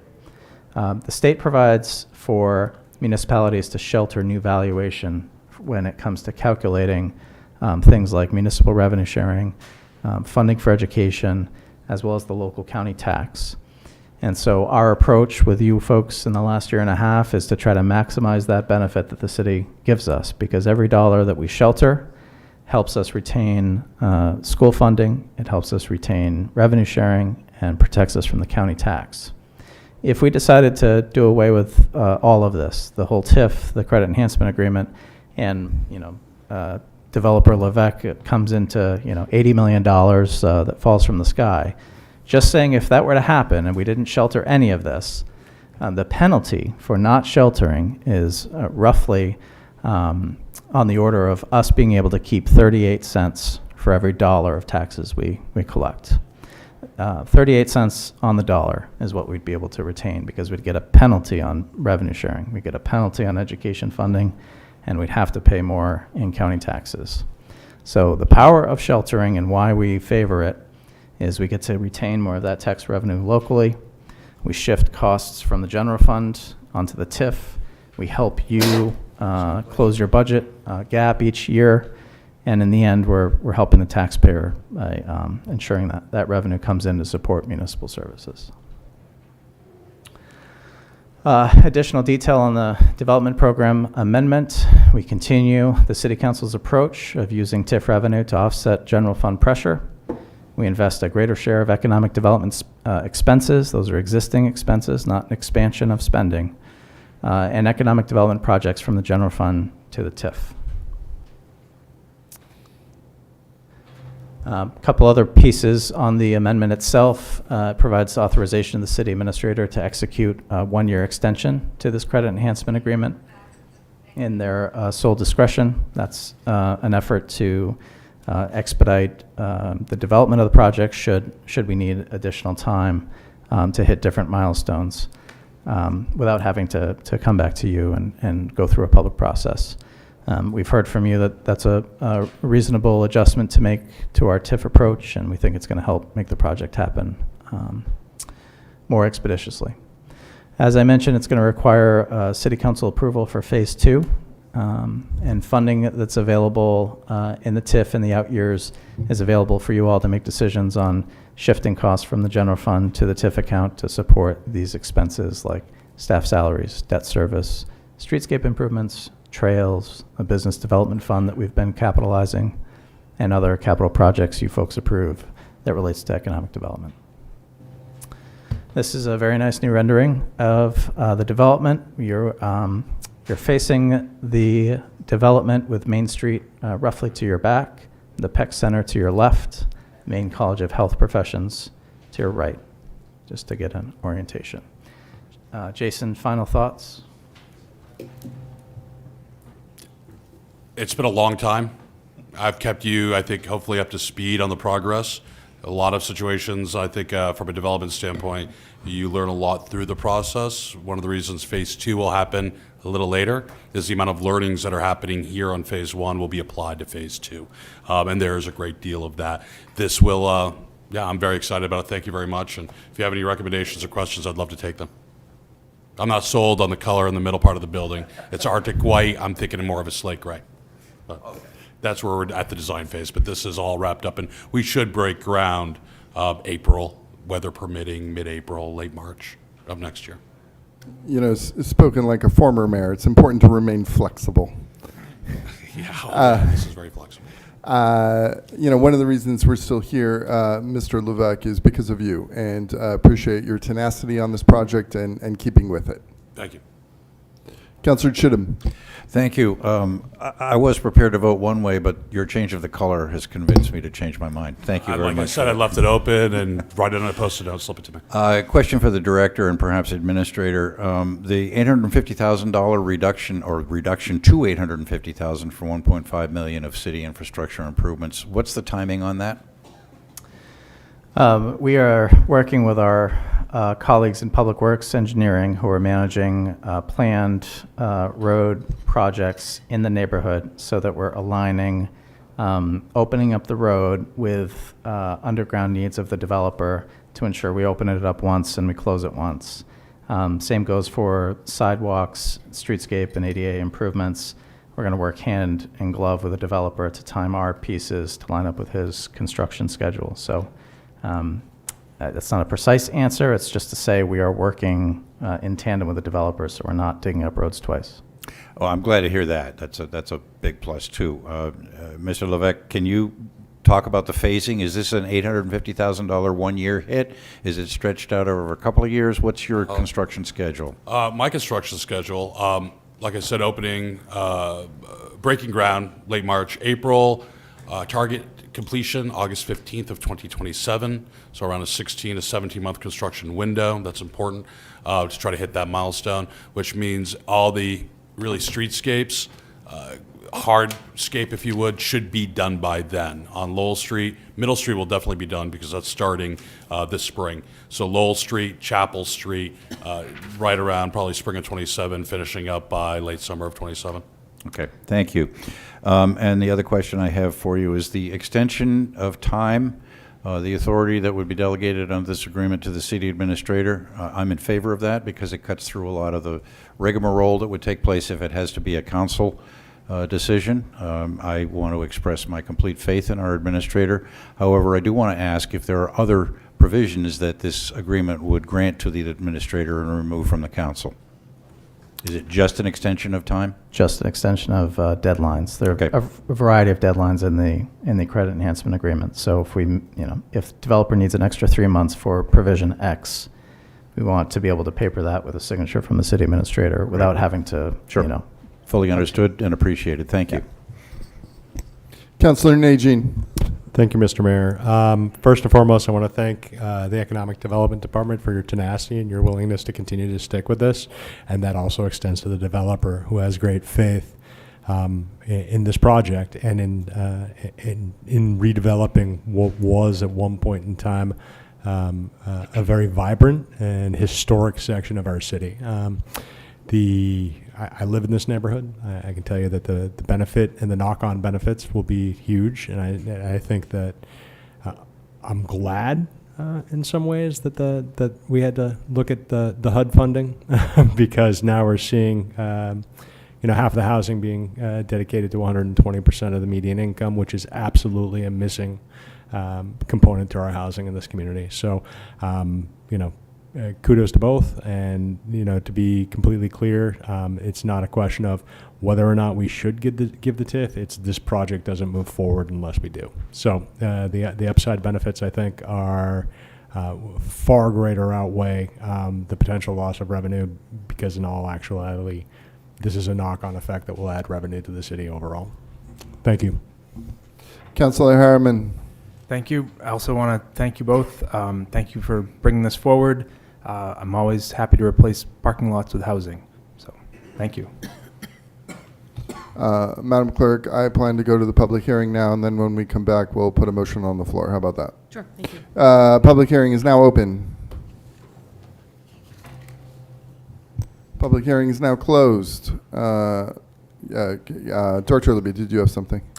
I just want to obviously recognize Jason for him being able to doggedly pursue creative solutions to make this project happen over several, significant setbacks. Credit as well to the staff in economic development, John Blair, our deputy director, who's a builder, an engineer, and a planner, has been helpful in solving the public project component, the planning component, the utility component of this, as well as our colleagues at Public Works, who've helped put this together. Administration support has been helpful too. Thank you, Director. Madam Clerk, can you read the motion again, please? Sure. If the council determines that the benefits of the amended TIF district and associated development outweigh any negatives articulated, the council is asked to adopt the order approving the First Amendment to the Lowell Street Omnibus Tax Increment Financing District and Development Program, authorizing the city administrator to execute an agreement for development assistance tax increment financing, and authorizing city staff to submit the amendment and related documents to Maine DECD for approval. I have a motion, So please. moved. Councilor Chittum, Second. second by Councilor Gallant. Further discussion from the council? Mr. Levesque, anything from you? Thank you for hearing me. Yeah. Thank you. Thank you for being here. Director Libby, are we good? Madam Clerk, please call the vote. Council from Ward 7? Yes. Ward 1? Yes. Ward 2? Yes. Ward 3? Yes. Ward 4? Yes. Ward 5? Yes. Ward 6? Yes. Motion passed by a vote of 7-0. Item number 9. Item number 9, condemnation hearing for the building located at 102 Pierce Street. Requested action to conduct a hearing to determine if the building located at 102 Pierce Street has met the dangerous building statutes as defined in Title 17, Section 2851 et al. If the audience will give us a minute as we reset the stage here. Did you put the nameplate up there for the city attorney? I don't see nameplate. I think it's fine. I think it, well, no, please, yeah. No, forget it. That's one thing. No, forget it. You said it was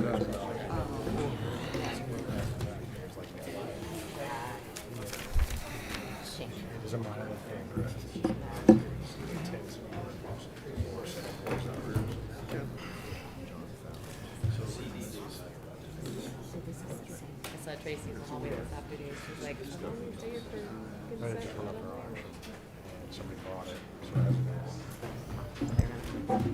Director Carner, are you ready?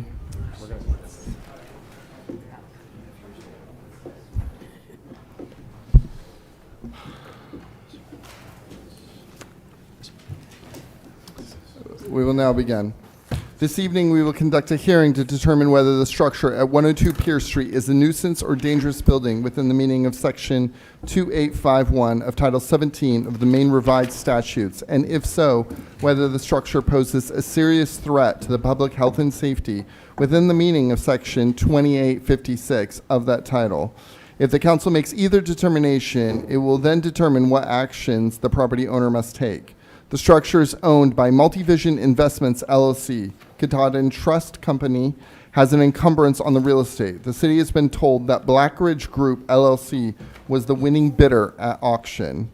I ask that any owner or party of interest, including tenants, introduce yourself, including your name, address, and position. Is an owner, party in interest, or representative present?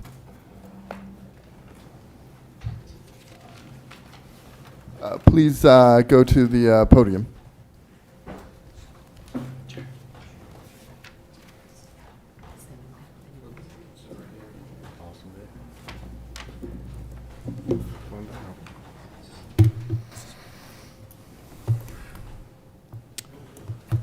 My name is Lagu J. Luca. I am the owner of Blackridge Group LLC that purchased the winning bid.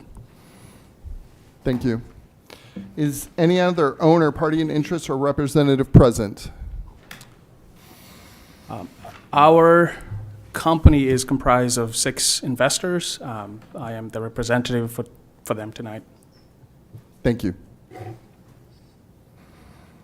Does any city council member know an owner, another party in interest, or have knowledge about this matter that means you cannot fairly and impartially hear the facts and decide the matter based on the evidence presented at this hearing?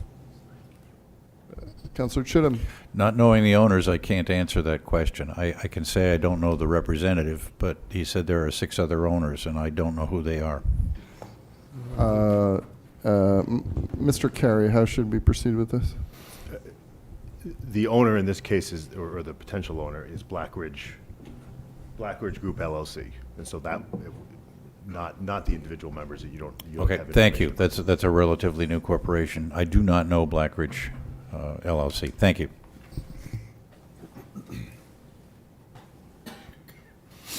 The hearing will be conducted according to the mayor's procedures for dangerous building, which I read at the September 3, 2024 council meeting and are included in your packets.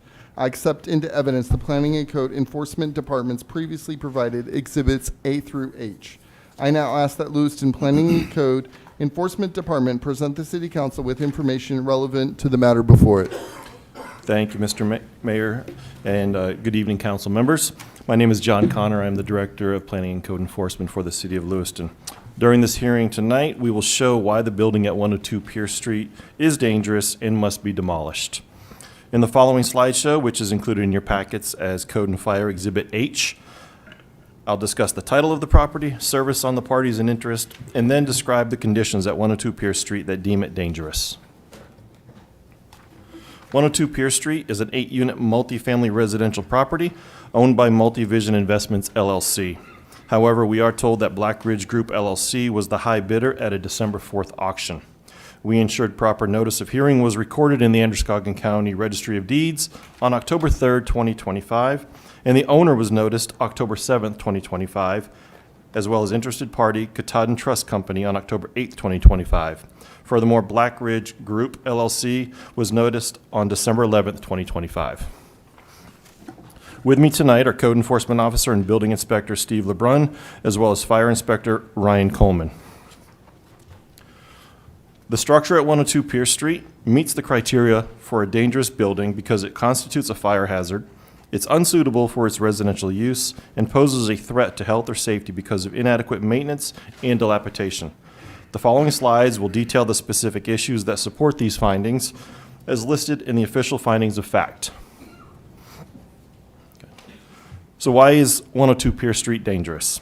There's significant electrical and plumbing issues, including unprotected electrical wires, devices, and ruptured pipes that are exposing wires to water throughout the building. The structure has several fire spread hazards.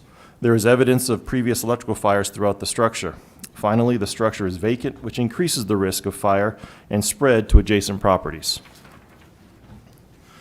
The building contains unsupported and damaged electrical devices, loose connections, and faulty wiring, which are significant fire hazards that must be addressed immediately. Additional electrical hazards were identified by way of exposed wires throughout the building. Since our last hearing on November 18th, power has been turned off at the building, at the meter by CMP. Additionally, there's evidence of electrical fires throughout the structure. At this time, all 8 residential units are in various stages of demolition, resulting in holes in walls and ceilings. This means there's plaster missing throughout the structure, allowing fire to extend above and below due to the dangerous balloon frame construction. And you can just go through those.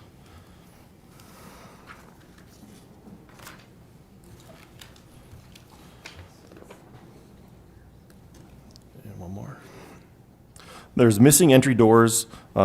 Missing entry doors throughout the building result in a lack of fire compartmentalization, which is a significant fire hazard. This lack of barriers means that the stairwells act as a chimney, which enable the rapid spread of fire throughout the entire structure. Buildings, vacant and abandoned structures like 102 Pierce Street are a threat to public safety and attract unwanted activity. Fires in these buildings cause a tragic loss of life, with the NFPA estimating that more than 10 civilians die and 6,000 firefighters are injured annually fighting these types of fires in these types of properties.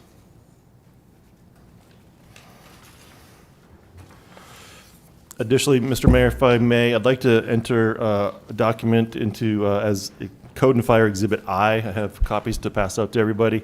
This document is related, something that we found out just yesterday, that this building also poses a lead a lead hazard.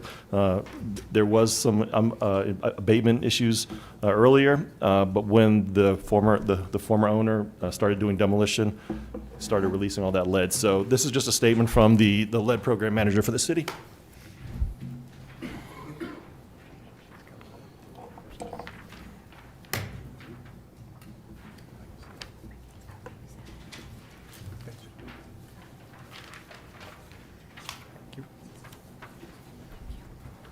We are now accepting this document into evidence as Exhibit I.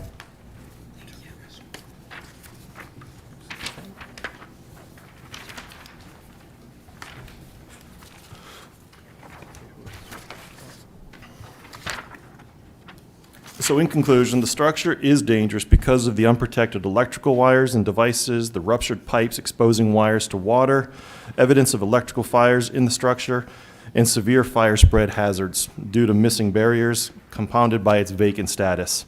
Given these dangers and the threat to public health and safety, the City Council must conclude that 102 Pierce Street is dangerous and should be demolished. We request that the City Council issue the proposed order included in your packet. Thank you very much. Does that conclude your presentation? Yes, sir. Director Connor? Okay. We're now opening up to questions from the council. Oh, yes. I'm sorry. I'm sorry. Your name again, sir? Lagu. One more time. Lagu. Lagu. Lagu, is there anything that you'd like to say at this point? I do. So obviously the city will make their decision, but we purchased this building, or we're in the process of acquiring the building through the bid with the intention of fully renovating it to make it safe and habitable for the residents of Lewiston. I am an investor. I've been doing this for the past 5 years now. So I have experience, and I'm working with licensed contractors that are certified in lead abatement. And also I'll be working with a professional engineer in the interior redevelopment as well. Given it's been determined that it's categorized as a dangerous building, obviously in the interim, we're in the process of estimating the actual cost with the contractors to make sure that we're able to get the proper funding to get the building fully rehabbed. I do want to have this taken into consideration rather than demolishing. Give us the opportunity to renovate this building and make it safe again. Thank you. And now I invite the council to ask questions. I would like to remind the council that we're simply asking questions at this time and not deliberating. Yes, Councilor Chittum. Thank you. Director Connor, have any building permits, electrical permits, plumbing permits been issued on 102 Pierce? No, sir. Not at this time. May I ask the owner? Yes, please continue. Sir, do you have a schedule for applying for the necessary permits to do the renovation work that you're contemplating? We submitted a tentative plan, yes. We're working with a project manager who has been in the city of Lewiston for quite some time. He's going to be our primary liaison to work with the city to get the necessary permits. Do you have any schedule or idea on how long it will take before you can bring these buildings back into habitability? We're targeting 4 to 5 months with having getting water and heating first into the building, and then starting from the top, putting 2 contractors to work from top to down. So we're estimating 5 months. We'll be doing most of the work concurrently to push for that timeline. Thank you. And I understand the power has been disconnected to this building. That's Thank correct. you. That's all I have for questions presently. Councilor Harriman? Thank you. So I thought this was a condemnation hearing, but you're saying it's a demolition hearing? Correct. I believe that the terminology used in the agenda is always a condemnation hearing, but they are, in fact, dangerous building hearings for demolition. Okay. And then what is this document that you've handed out? So what that is we found out that some lead abatement had taken place a while back, as the memo states. And what we're saying is because we now know that there's lead abatement in the property, Once the previous owner's property manager started going through, and as you saw in the picture, started demolishing all of those walls, that basically took the envelope, the encapsulation of the lead that was there, and now exposed it all. So the building inspector has conveyed to the new owners that they are going to need to have lead certified contractors out there. So this was just an added hazard to the dangerous building that we came to know about yesterday. So I just wanted it to be in the packet for full transparency for everybody. Okay. And who is that from? That is from Jacqueline Sawyer. She works up in the Economic and Community Development Department. Okay. And what's her title? She is I believe it's the lead program manager. Okay. All right, thanks. Yep. Councillor Longchamps, did you have something? Yes. I think everybody knows how Can I you feel move the about mic these closer to types you? of Thank you. buildings. I don't. Can you hear me? Yeah, there we go. But I do feel really bad because, you know, they just won this bid for this building. And I feel as though, I mean, they knew when they went to the bid what they were coming, you know, what they were up against, and to still bid on it. I feel like they should have the opportunity to. I personally love that building. My kids used to get babysat there. Now I'll have to tell them about the lead problem. So they have purchased, this new entity has purchased the building. They won the bid. Is it officially theirs? I don't believe it is. I believe they have a 30 days to close, but I could be mistaken. But they won the bid, and so they've got about 30 days to close. They have reached out to us. We've reached out to them. We would really hope that their plan. We feel that their plan is pretty aggressive for the current state of the building. Yeah. But we're willing to work with them. We're willing to work with anybody that comes forward with a viable plan that they show they have the capacity, both financially and physically to do the rehab. Wholeheartedly willing to work with them. But if it doesn't come to fruition, then that's why we would like to have this ability. Okay. So that makes more sense to me. So, yeah, because I kind of just feel like we'd be pulling the rug right out from underneath them. And I think they should be given an opportunity to fix this building. This building, is going to cost probably $500,000 to fix up. You do know that, though, I'm sure. Yes, our estimates are around $250,000 to $300,000 for the rehab. Okay. So, thank you. Councillor Najin. Thank you very much, Mr. Mayor. Just to come back, Director Connor, this condemnation request, this demolition request is actually to give you the tool so that you can work with whoever owns it in order to force the repairs that we need to see, and or in the lack of repairs, follow up in order to make sure that the hazard to the community is removed. Yes, sir. Yeah. So I just want to make clear that if we condemn this building, that doesn't mean that it's going to be torn down tomorrow. That means that you work with the owners in order to figure out a rehab plan that works for the city as well as the developer. And if that does not come to fruition, then we do actually have to remove a hazard from our community that endangers people. Correct. Thank you. Councillor Chittum, back to you. Thank you. We have given you these tools before, Director Connor, and you've used them judiciously. I appreciate that very much. I am leery about giving one individual, even one as meritorious as yourself, the sole power to determine whether or not this building comes down. You have demonstrated in the past that you use exquisite judgment in helping to rehabilitate and restore these buildings. And I'm happy to give you that authority with the condition or the caution, and I would ask our attorney perhaps if there's a way that we could somehow check and ensure that you continue in your path of working with developers to rehabilitate these buildings. Thank you. Thank you. Mr. Carey, can you please speak to that?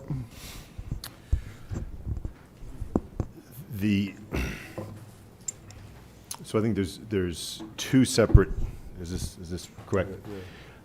I'd suggest there's two separate issues. I think the one is how you want the order to read and whether or not, as the order is proposed, you're ordering demolition but allowing the owner to come forward with a sufficient plan.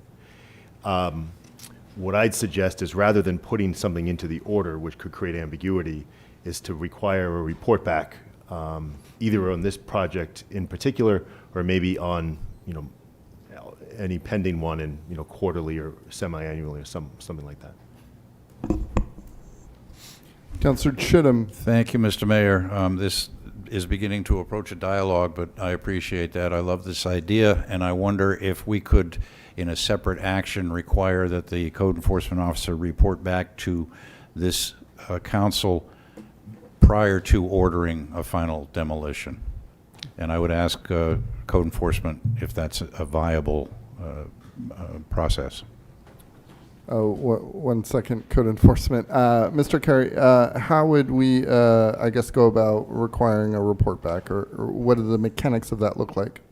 There's two options. You could put it into the order, or you could just set that as the expectation that will happen on a separate track. And I suggest the latter. Thank you, Mr. Carey.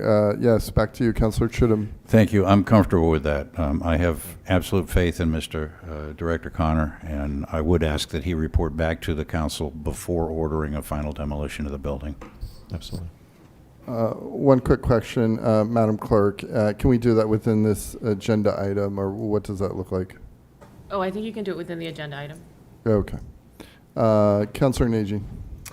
I would just say that the volume of housing in our community that actually needs the condemnation notices in order to move these projects forward or remove the hazards to our community may be burdensome if we're giving the director the power to make this decision and then saying, please come back and check with us before you really make the decision. So I think, possibly if we're talking about an aggressive schedule in order to actually rehab housing within our community, if we're talking about maybe a quarterly or semi-annually report on the overall progress, but I have no issue with the director giving the power to the director to make these decisions and move forward with them. So, Councillor Harriman.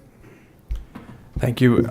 Yeah, I'm just concerned about demolishing, 8 units of housing that could potentially be rehabbed. And, if it were demolished and then something were rebuilt there, I don't think you could build more than 3 or 4 units, for example. So I thought this was just condemning the building. I didn't realize that we were voting to demolish it. Councillor Longchamps. Yes, I just want to say that I have no desire to basically question, your decision. I think that's what we're here to do now, and so just wanted to share that. Councillor Glant. I'm sorry, were you finished, Councillor Longchamps? Yeah. Councillor Glant. Thank you, Mayor. I think it's a burdensome on that department to have to report back after we've already given them permission to do something. We're going to now tell Public Works they got to get permission every time they do something after we've given them permission. Quite frankly, I think we're busy enough up here as it is. We don't haven't had somebody report back and give us additional paperwork. So quite frankly, I think it's just a waste of time. If we're going to agree to this today, he has the power based on his position. He should go forward as he sees fit. Thank you. Back to Councillor Nagy. just for a point of clarity, I believe this is either Saunterville or NCB, correct? It's downtown residential. Downtown residential, okay, so it certainly could be rebuilt if it actually absolutely has to be demoed to even a larger density without a parking requirement, so just to point that out. Councillor Chittum, back to you. Thank you. Just to be clear, I was not asking the council to re-permit Director Connor to issue this, simply to report back to us, hopefully with the news that, yes, this is now being rehabilitated. So there is no question that this action would give that exclusive authority to Director Connor. I'm simply asking a courtesy report back that, no, everything is gone and I am now going to order the demolition, or hopefully everything is going according to plan and we're going to have 8 new units? 8 new units available, built to code. So I did not want to second guess, certainly. Thank you, Councillor Chittum. Councillor Gallant, back to you. It's my last night. I don't have a problem with reporting back as long as he don't have to appear. These guys put enough hours, a simple little email saying ABC is going on, I think would be sufficient. But if you're going to require somebody to come back or department heads to come back or something like that, to me would be wrong. That's where I'd go with that. Thank you. Councillor, I'm sorry, what, Councillor Gallant?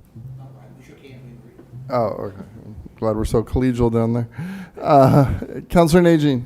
And I would just like to reiterate that I think that the condemnation processes that we're going to be seeing for our substandard and dangerous housing might, instead of being each individual project, it could possibly be a biannual report that can come out. And again, I don't think it's necessary. You're right. I don't think it's necessary that the director appear, but we've condemned, what, 4 housing units at this point? Since I've been here, I think this is probably 7 or 8. 7 or 8, exactly. So, I'm just saying, on each individual project, it could be burdensome. But of course, we want to find out what our results are. Are we getting 60%, 70% of the housing back on the market? Okay, thanks. Councillors, thank you. I would like to move back to questioning or commenting on the matter at hand here with code enforcement. Any other questions about their presentation?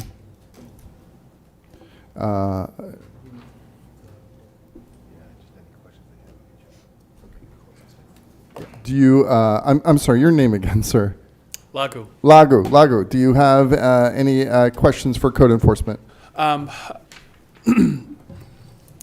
Given this is a big project, my intent is to fully work with your team in the permitting, and also to work with the design engineer to make sure that we're able to rehab the interior to code. So I do hope you guys will consider the tentative plans I've submitted. So, yeah.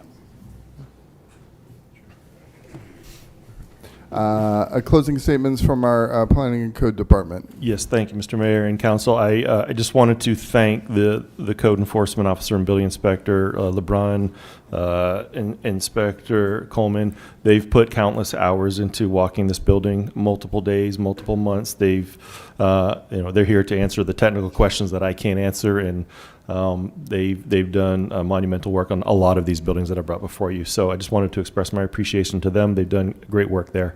And I thank you for your time, and happy to help any way we can and report back all of our results going back to the beginning of the year with all of our condemnation hearings. Thank you. And Lagu, I realize you just said something that sounded like a closing statement, but now we're at the official closing statement time. Is there anything you'd like to say in closing? I think I've said it all, but thank you all for taking this into consideration. Again, I've reviewed the previous plans that were submitted by the previous owner, and I think there's a lot of lessons learned from what didn't go right, so we're trying to fix that by making sure we do a lot of planning up front, getting contractors and funding up front so that we can pursue the aggressive plan of rehabbing it. So thank you for taking my thoughts into consideration for this. Thank you, Lagu, and thank you, Planning and Code. Anything else before we close the record, Mr. Carey? The record is now closed. Madam Clerk, the agenda item. If it is determined that the building does not meet the dangerous building criteria, then the council is asked, with regard to the property at 102 Pierce Street, to adopt the findings of fact, conclusions of law and order proposed by the City Planning and Code Enforcement Department, which order established the corrective action to be taken by the property owner and the time frame for taking such action, and which authorized the city administrator to take such corrective action if the property owner fails to do so, and to recoup the city's cost through a special tax or collective action. May I have a motion, please? So moved. Second. Councilor Chittum, followed by Councilor Najin. Deliberation from councilors. Councilor Harriman. Thank you. So this motion still doesn't mention demolition. So I'm just not sure what, I thought this was condemnation hearing. The motion doesn't mention demolition, so I'm just not sure what the vote is for. Thank you, Councilor Harriman. Mr. Carey, please clear up the confusion. So the one of the vote, if it passes, would be to adopt the findings of fact, conclusions of law and order, which are included in the packets. And so that, if you go to paragraph 23 of that order, is within 30 days, the owner and/or its successors are assigned shall demolish the structure, remove all debris, and stabilize the site. And then it goes on to talk about the discretion that you'd be giving to the Code Enforcement Office. Okay, thank you. I guess in the future, if these could be, like, if these could be clearly advertised as such, and, like, you know, things like this with no name or any information on them, if that could be, you know, could have something else behind it. It just feels like we're not really getting all the information here, and it's just not. I'm sorry? Now, councilors, audience, please be quiet. Councilor I think Harriman, please finish. I think Councilor Glant had a question. Yeah, he has not been recognized. You are currently being recognized. Please finish. Thank you. Yeah, I guess if we could just have this be a little more clear in the future that this is what's actually happening, not building condemnation. And if the evidence presented could be more verifiable, I guess, you know. Thank you. Further questions or comments from the council? Madam Clerk, please call the vote. Counselor from Ward 7? Yes. Ward 1? Yes. Ward 2? Yes. Ward 3? No. Ward 4? Yes. Ward 5? Yes. Ward 6? Yes. Motion passed by a vote of 6 to 1. Thank you very much, Mr. Carey. As always, Planning and Code, thank you so much. For our audience here and at home, we'll be taking a brief recess and then reconvening.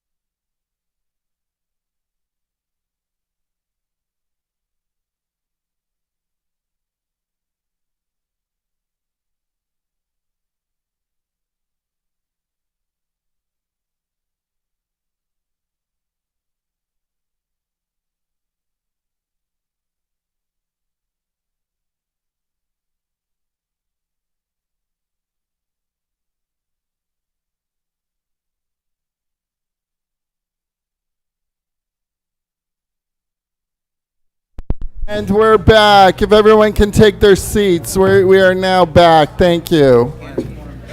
Please take your seats. If you need to have conversations, please head out to the hall. Thank you. Madam Clerk, we've been asked to jump to item 12 since it will only take a few minutes. Okay. Item 12, order authorizing the city administrator to execute a 6-month extension to a purchase and sale agreement with the Lewiston Auburn Community Market Incorporated. Requested action to approve the order authorizing the city administrator to execute a 6-month extension to a purchase and sale agreement with the Lewiston Auburn Community Market Incorporated. May I have a motion, please? So moved. Councilor Chittum. Second by Councilor Harriman. Director Libby, please kick us off. Thank you, Mayor and councilors. My name is Nate Libby. I'm Director of Economic and Community Development. I am joined by a partner in the project. Rebecca Conrad. I live in Auburn. I am a project advisor for the Cooperative Development Institute, and this is one of their projects in Lewiston. So up on the screen for the public's benefit is a... 1 second, please. If you really insist on talking, just please head to the hall. You can have all the conversation you want to have out there. We need to keep it quiet so that way we can hear our presenters. Thank you. Director Libby, please continue. Thank you, Mayor. So for the benefit of the public, what we have on the screen are some renderings of the LA Community Market. We've had several discussions on the project over the last 12 months. This is a community market with an emphasis on local products. It's a cooperative, tax-paying entity that is building a full-service grocery store with community kitchen space, community meeting space. And it's going to be right in the heart of our downtown. It's going to help solve the food desert challenge that a lot of our residents in the downtown neighborhood experience. The food desert is the term used to describe an area that cannot be easily, an area that is not in close proximity to a full-service grocery store where it is difficult to walk to, take a bus to, those kinds of things. So we executed a purchase and sale agreement for the city-owned property that formerly housed the Lewiston Police Department. We executed that purchase and sale a couple of months ago. That provided the buyer with an opportunity to do a due diligence process. They've been in touch with us throughout that process to keep us up to speed. The Phase 1 environmental review uncovered some potential for 2 underground storage tanks left from a time prior to the city building the police station. There's also a potential for some other substances underground related to a dry cleaner that was on that site, probably around the 50s and 60s. So the buyer has asked the city for an extension to the purchase and sale agreement, as well as the due diligence period, so that we can work with them on a Phase 2 environmental assessment.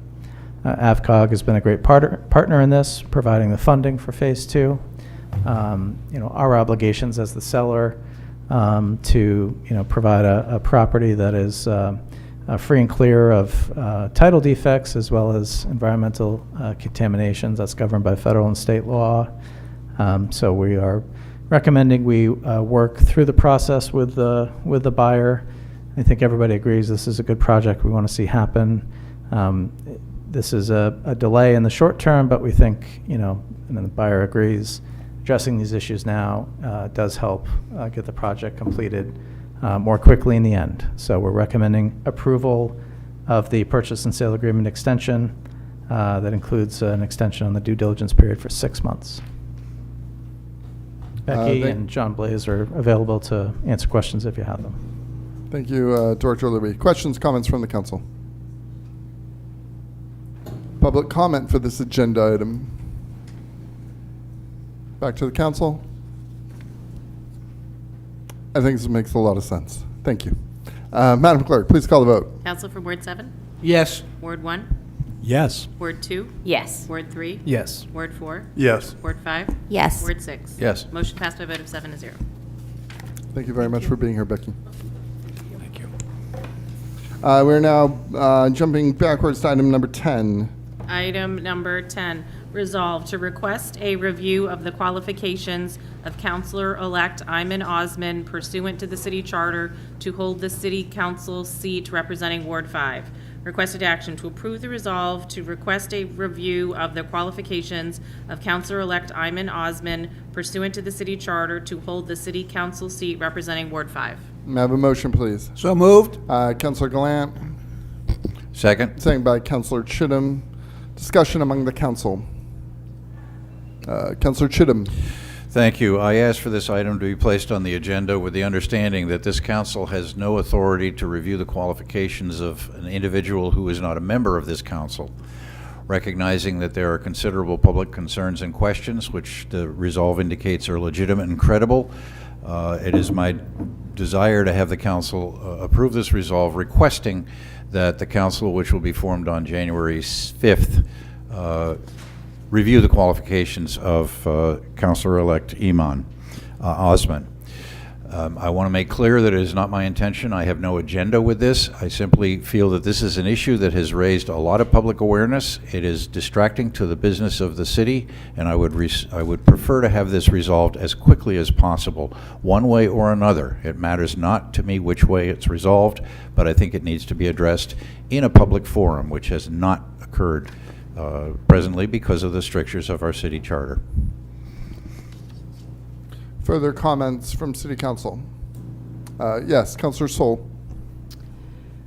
So I wasn't going to have a lot to say about this because I think it's fair to say that there's a bit of a conflict. However, the more I've been thinking about it, Ward 5 deserves some representation on that matter. And we deserve transparency, we deserve answers, we deserve to know that the individual representing us is from our ward. So Iman Osman will be my ward rep, so I would like to know that he actually lives in my ward, so that is why I will be voting yes. So, thanks. Further comments from the council? Public comment for this agenda item. I'm getting Matt Roy, Ward 6. So literally this resolve as written is basically 5 of you telling yourselves in 3 weeks that you can do this, which contrary to the school committee's chair, the judge of qualifications provision in the city charter gives you the power on the first meeting when any member is sworn in, the judge there said qualifications, and literally the last line says removal. So again, the recent statement put out by the chair of the school committee, not the school committee itself, doesn't align with the charter. But again, you're literally telling yourselves a little post-it note that you can put this on the agenda, and you could have introduced this then, Council President. As 5 of you will still be here in 3 weeks. And, you know, the poor city clerk running around town on that night while we're at it, too. Thank you.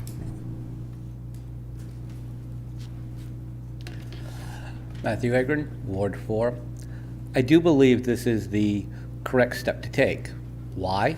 Because it asks the next council to act in a reasonable manner to quickly end a controversy that has the ability to cause long-term issues over the next 2 years with the public. After completing a complete and thorough investigation, I hope that an open and fully transparent report will be released. They'll put this issue to bed one way or the other. What I would not want to see released is a report that's more than half redacted, that really doesn't give us any answers because anything of importance is hidden behind the redaction. What we want is a full, transparent investigation.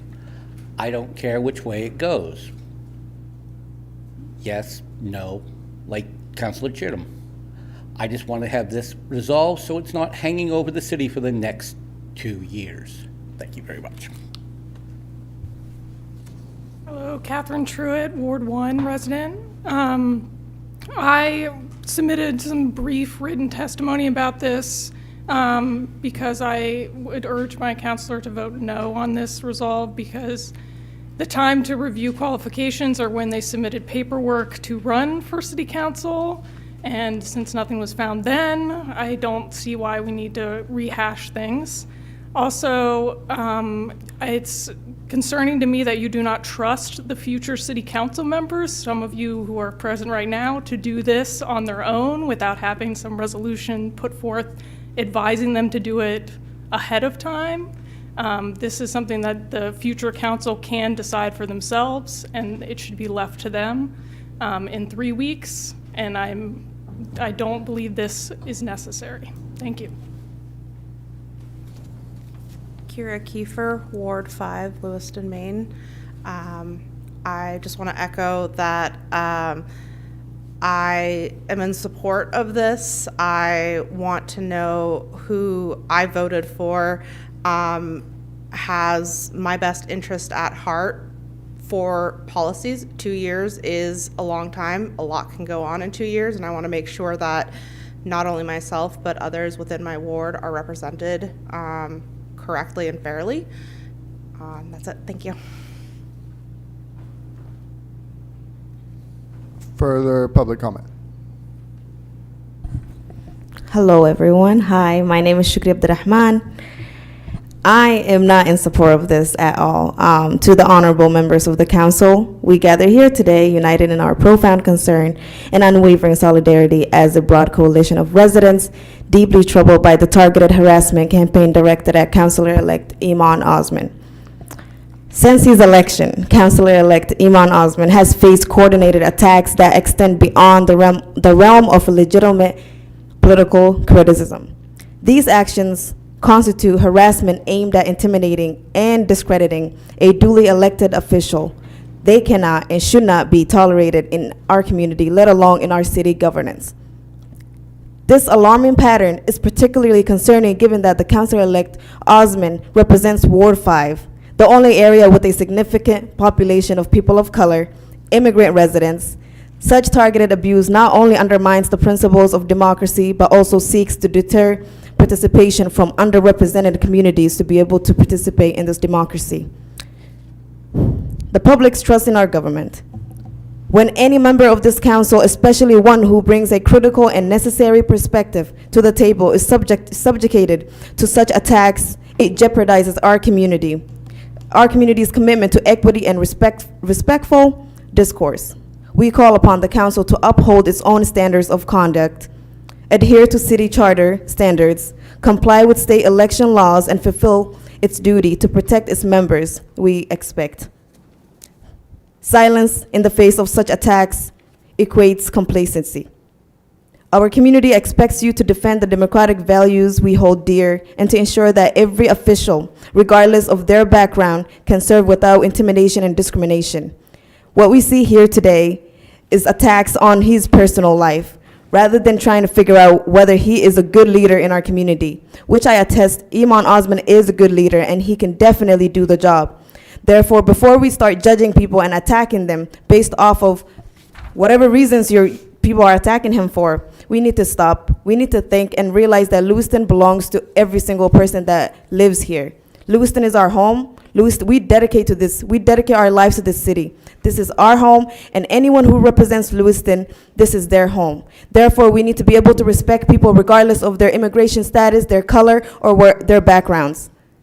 And so before we start judging people, let's actually follow the rules and the laws that we implement ourselves. We create these laws, therefore we should follow them. We shouldn't have to belittle anybody, and we shouldn't have to intimidate anyone from running for office just because they have a different background. Come on now, we can do better than this, Lewiston. And this is I'm very, very sad to see all of this go down. This is not okay in any capacity, and we need to stop these racist That's time. attacks. Thank you.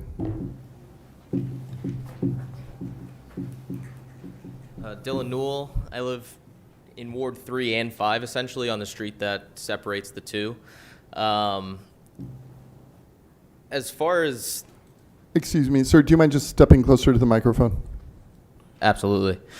I think it's important to note the severity of the theft charges that were indicated in most reports with this specific individual. If there's nothing to worry about when it comes down to an investigation, or if there's nothing to find with an investigation, then there should be no worry, and he's 100% fit. But I think due diligence on your part is a significant factor in this, and it should be looked into, because in that area specifically, it's got some of the highest levels of gun violence in the city, with significantly young members of the community. And as a youth council leader and someone who's involved in the school committee, I mean, that just seems to be a bad mix. And if it's not, then great. You guys, that's perfect. That's what we hope for. But that's all I kind of wanted to say. Thank you. Good evening, Bob McCarthy, Ward 2.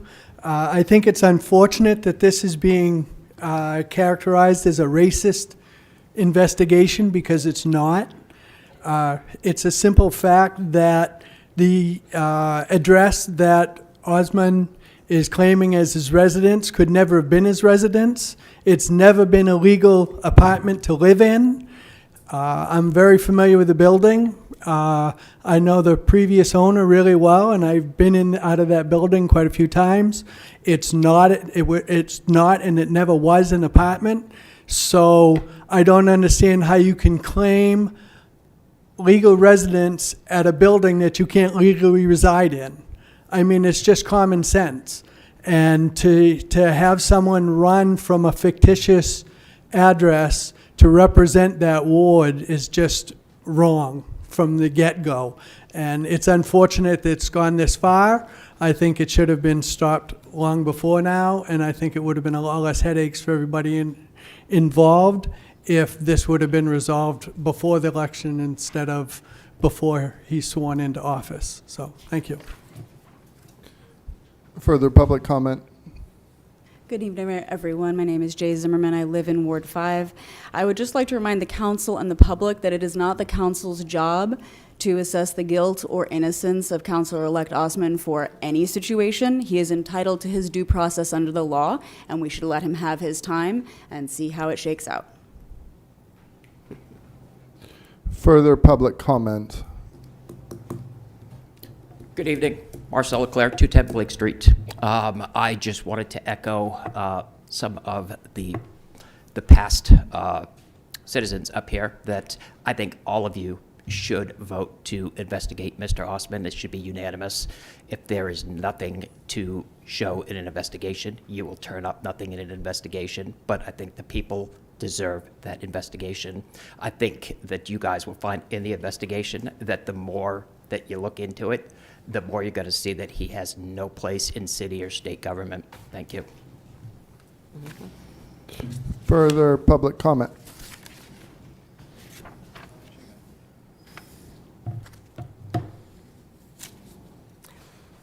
Sorry. Oh, wow. My name's Melissa Dunn. I'm a community organizer, and I'm organizer for Initiative Sluts Against Supremacy in Lewiston, Maine, based in March 2020. White nationalist, unnecessary terrorizing with threats of jail, federal agents, and wrongful deportation on a black man, and their propaganda crazy-making white supremacy mating calls is not only coercive violence, which is institutional, it is a manufactured public lynching. There has been terrorizing, menace, election intimidation, harassment to unseat him because he is an African Muslim man and a target of national and statewide and local rhetoric that continues to disenfranchise and silence community, including election intimidation during his candidacy to present and also at the polls, which is constitutionally protected and per matter of City of Lewiston and Secretary of State. And I had a discussion with a woman here prior to all of this. We ask for the protection of committee for Iman for his first run, as he's targeted by actual white nationalists. We ask for an investigation into the 3 city councilors and recuse themselves from voting if they've been involved with his terrorizing threats, allied to his opposition and his opposition spouse after they lost election. And we have documentation, and it's on timestamp, and we can pursue legal avenues. We also ask for investigation into the 4 school committee members who have manufactured narratives in their hate efforts to stalk, terrorize, and menace Iman to end his candidacy and his seat, along with making demands to know his address when he is targeted by actual white nationalists. We demand Mayor Carl Shalene's resignation for prematurely calling for Iman Osman to resign without investigation, having been coercively directed by his stalkers and terrorizers, and siding with the white nationalists, knowing he is the only black African man elected being targeted by this group, while the mayor himself experienced stalking and cyber stalking by people from this very same group. Thank you. Further public comment? If you've spoken once, you cannot speak again. No problem. I was just going to make the No, comment no, that I'm it's sorry. important You to have the cannot, African representation in sir, the you area. cannot speak again. Thank you. Further public comment for those who have not spoken. Public comment is now closed. A couple things I want to address. This council resolve is simply, if I'm not mistaken, Councilor Chittum, simply talking about the residency question, correct? That's correct.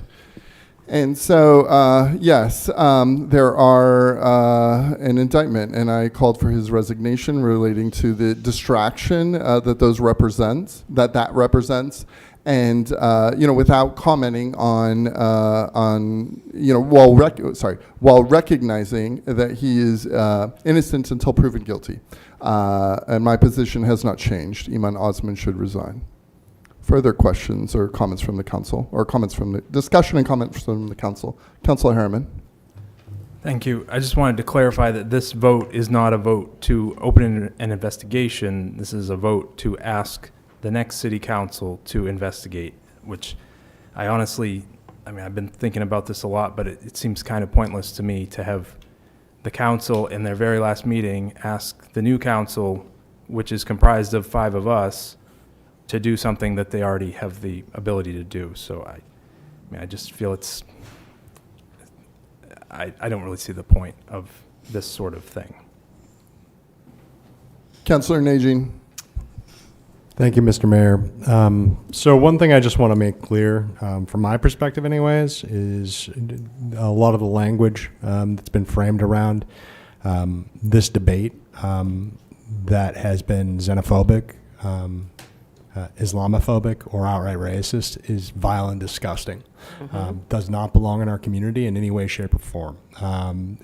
I also realize the immense pressures that a volunteer, basically, we do get paid a little bit, but for the most part, we're volunteers serving the community.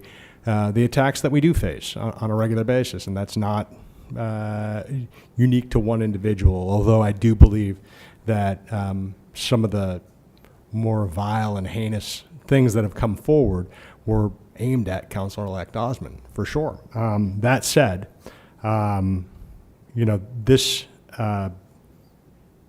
this order that's in front of us, or this resolve that's in front of us, illustrates 2 things. One, we absolutely need a charter review commission, because when we look at an elected official and consider investigations and removal, the citizens elected Mr. Osman, and if the citizens want to remove Mr. Osman, that should be a citizen recall function, just to name that 100%. Although I believe that both the letter of the charter and the spirit of the address, being a domicile and not a registered address, is very important for our city. There's not a lot of trust in elections at this point in time. We need to do our due diligence as counselors. And I do think, although this is redundant because 5 of us are coming back in, it is important that we show to our community where our diligence lies. So just wanted to make those comments. Councilor Glant. Thank you, Mayor. Mind my words carefully. It's my last night. I agree. I don't think this is anything more than a chance for the council to be able to investigate and look at the facts. I know some of you don't think that's the case, including one of our councilors who had the opportunity to have an investigation done but voted against it initially. We don't know who's going to be council president, and it could be squashed. So many of us here in the council would like to at least know what's going to be looked at and not hidden behind doors. So that's where our concern is. Had it been done properly a few weeks ago, it could already be over. However, that wasn't done because the school board opted not to do an investigation. So I think it's our responsibility to the citizens, all the citizens, not just Ward 5, to make sure we understand what the rules are and to have a charter amendment. I talked about this 2-3 meetings ago. Our charter is archaic. Our charter does not cover the needs of the basic items. We can't recall the mayor. You can't recall a councilor. You have no power as a citizen once someone gets voted in. And that's not what democracy is all about. Okay, democracy is about having your opinion and going about the right way and getting all the facts and making factual answers and then making your opinion based on that. And that's all this is to ensure that some factual information will be taken out and looked at and determine what the role or situation was in this particular case. Thank you. Madam Clerk, just as a point of clarification here, this resolve is simply a request, and it's non-binding for the next council. Is that am I understanding that correctly? You agree with that? You? Go ahead. Well, I think we'll both maybe offer an opinion. I view this as an expression of sentiment, basically, that the council's expressing their opinion or desire for the next council to exercise this. Madam Clerk, do you have a different take? Okay. We're in agreement. Administrator Canara, thank you. Yes, further comments, Council? Yes, Councilor Chittum. That's certainly the intent of this resolve, is to express an opinion of this council requesting a review of Councilor-elect Osmond's qualifications. I can't let it go by. I will say this, and I can say it until I'm blue in the face. This is not about an issue of racism.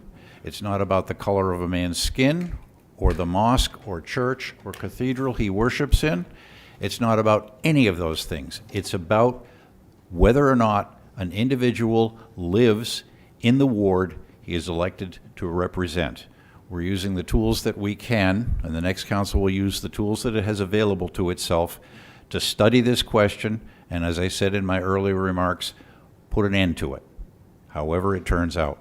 That's the intent of this. Thank you. Further discussion from the council?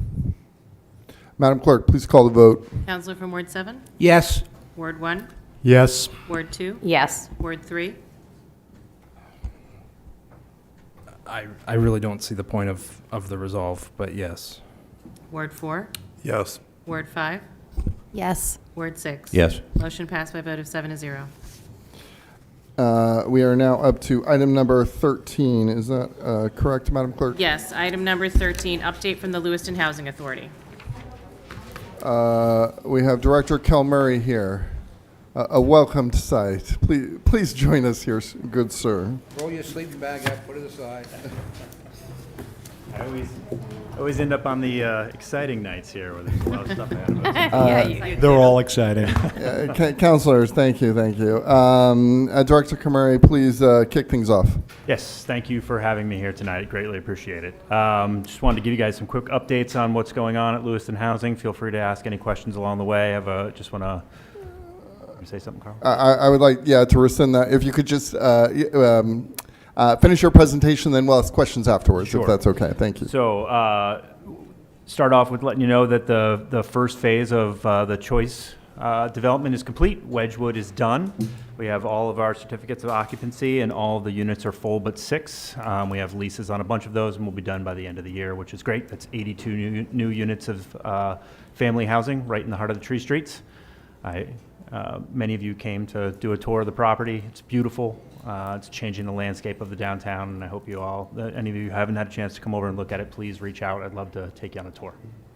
The DeWitt property is moving along nicely across from Kennedy Park. It's on pace to be complete by the end of the year. 104 units of family housing, mostly 1s and 2s, unlike Wedgewood, which is a majority of 3, 4s, some 5s, and a smattering of 1s and 2s. And that will also have 15,000 square feet of commercial space on the first floor. 10,000 of it is likely going to Webb's Market, which will be great. That's also, we talked about a food desert earlier today. This will be another solution for the food desert in downtown Lewiston. As we pointed out when the changing our tree streets or growing our tree streets came out, more than 55% of the people who live in the tree streets do not drive. It's very hard to get to the grocery stores, even though they're both, there's one in Auburn and one in, on the other side of Lewiston, less than a mile away. This will be a huge addition to the downtown. We're super excited about it. The other 3 spaces that are in there, I have yet to actually market them officially, but we've gotten a ton of interest in them. Looking forward to updating you in the near future on other tenants when we have LOIs and leases signed with them. Martel, that's Martel 1 is funded. We're hoping to have that closed in the next 30 to 45 days and shovels in the ground shortly thereafter. That'll be a 12-month build. Martel 2 is also funded, another 44 units of senior housing. 50% plans are complete, should be heading over to Maine Housing shortly. One of the benefits of having those 2 properties side by side is that as we complete phase 1, Martel 1, we'll be able to move the construction company. We got approval from Maine Housing directly over into phase 2, so there'll be no remobilization. That'll be another 12 months or so after that for that to be complete.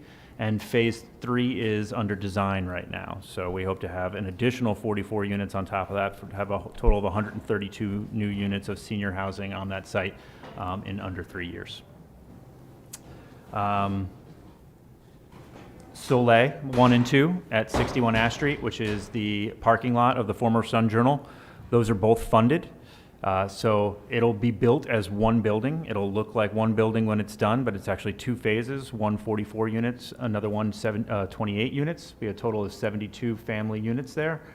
It'll be mostly 1-bedroom units with 12 2-bedroom units in it and 8,000 square feet of commercial space on the first floor. We'll have renderings up on our site. I met with architects today. 50% plans are almost complete for that building on both phases. We'll have renderings up on our website in the next day or so for everyone to be able to see first versions of it. And construction on that will begin in 3rd quarter of 2026. We are closing on 163, 165 Bate Street, which is an SRO, 36-unit SRO, which is located right next door. It's on the same block as the remainder of the Choice properties.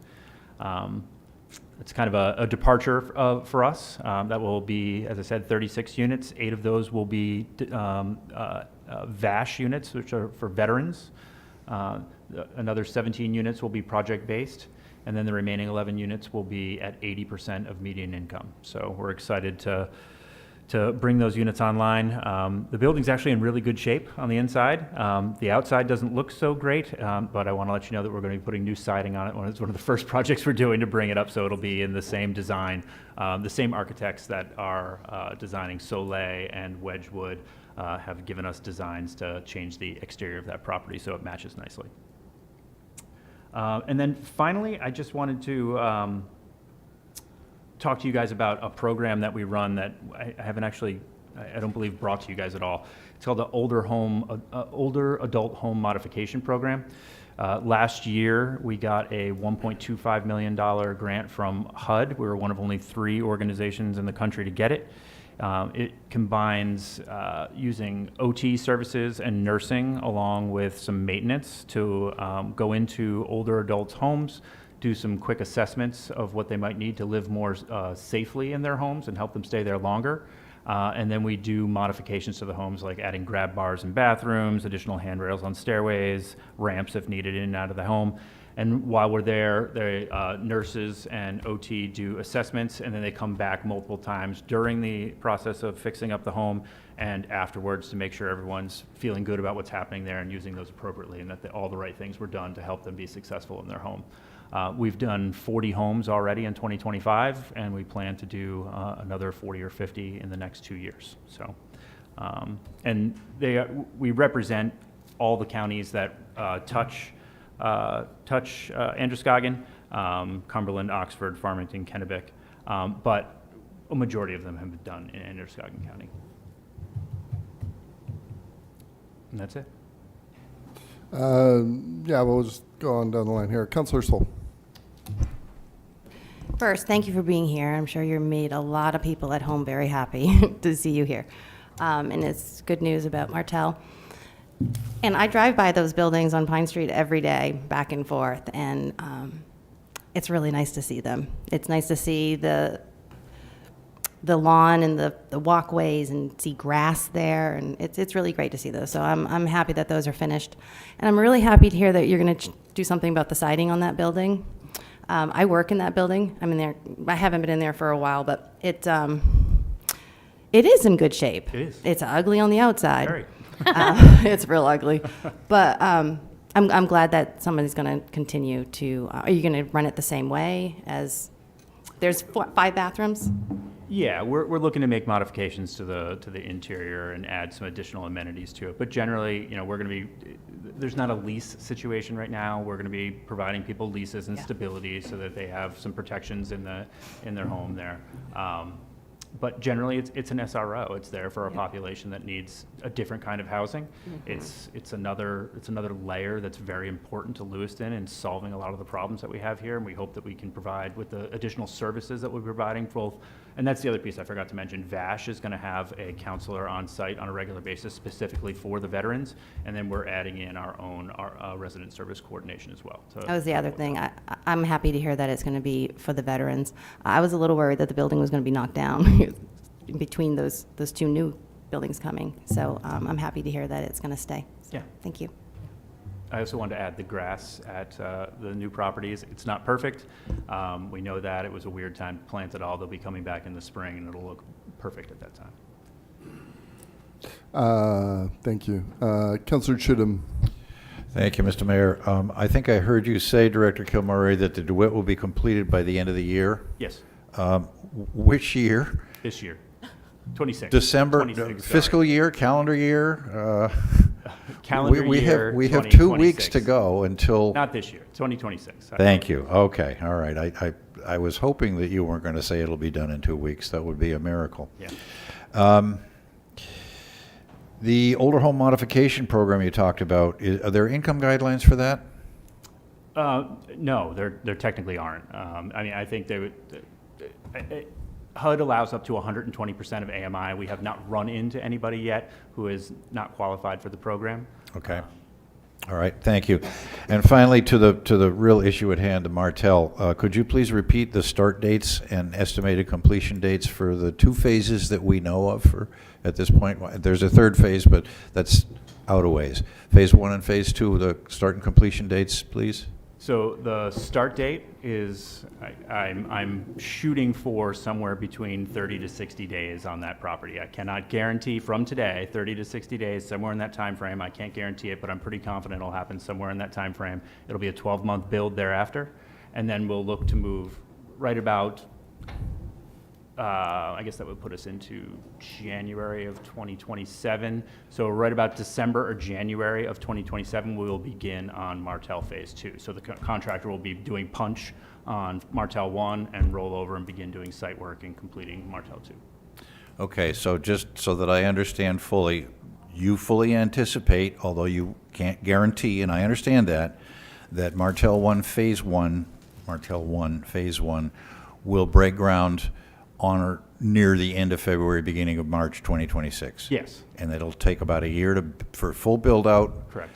And you have a waiting list for that Phase 1 right now? We have an interest list for it. We have not started generating a wait list for it yet, but we do have people who are interested in it, and there's a link on our website and when we start, all those people will be contacted and provided applications. Okay, so again, Those will be time-stamped as to when they come back in. Great, all right, that's a good plan. Martell Phase 1, starting end of February, beginning of March 2026. Full build-out, end of February, beginning of March 2027. Correct. Thank you. Councillor Gallant. Thank you, Mayor. Thanks for the job you've done. We've been doing this for 2 years in different phases of different parts of these, and I think you guys do a great job. On the seniors, how do they apply? How can we tell people today watching to get that extra one?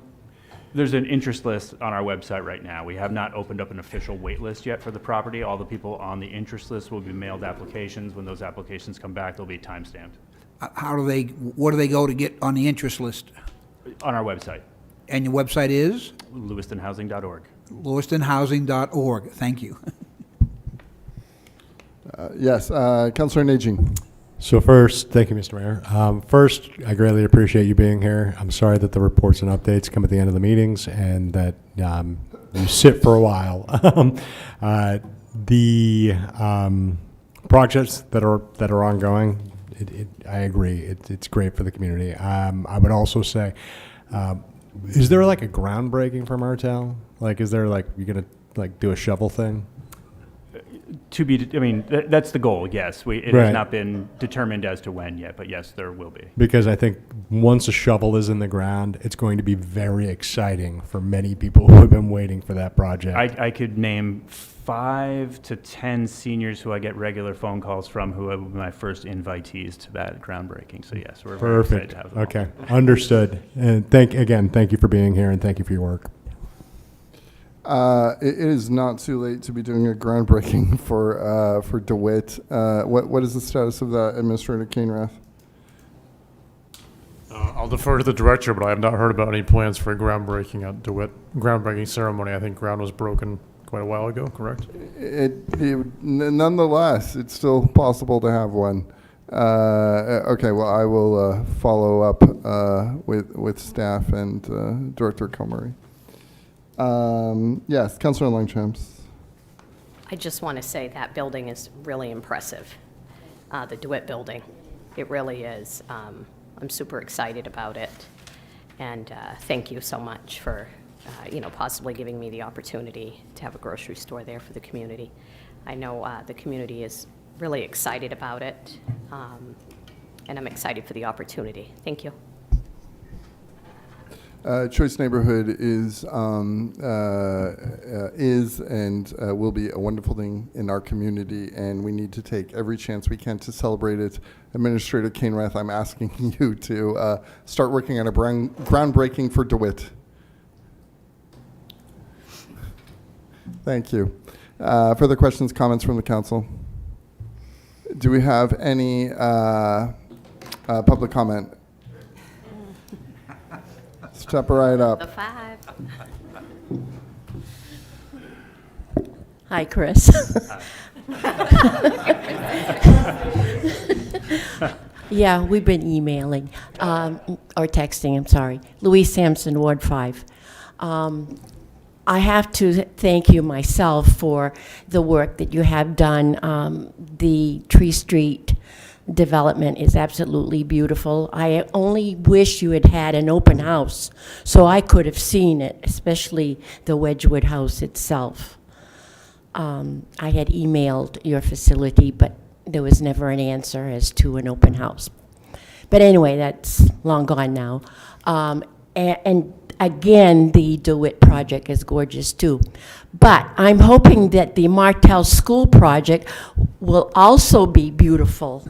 Now, I'm holding you to this last promise, February, March, because you've promised many times before, and I understand there's a lot of hang-ups on something like this, but I'm old and decrepit, and I want to stop working within the next year.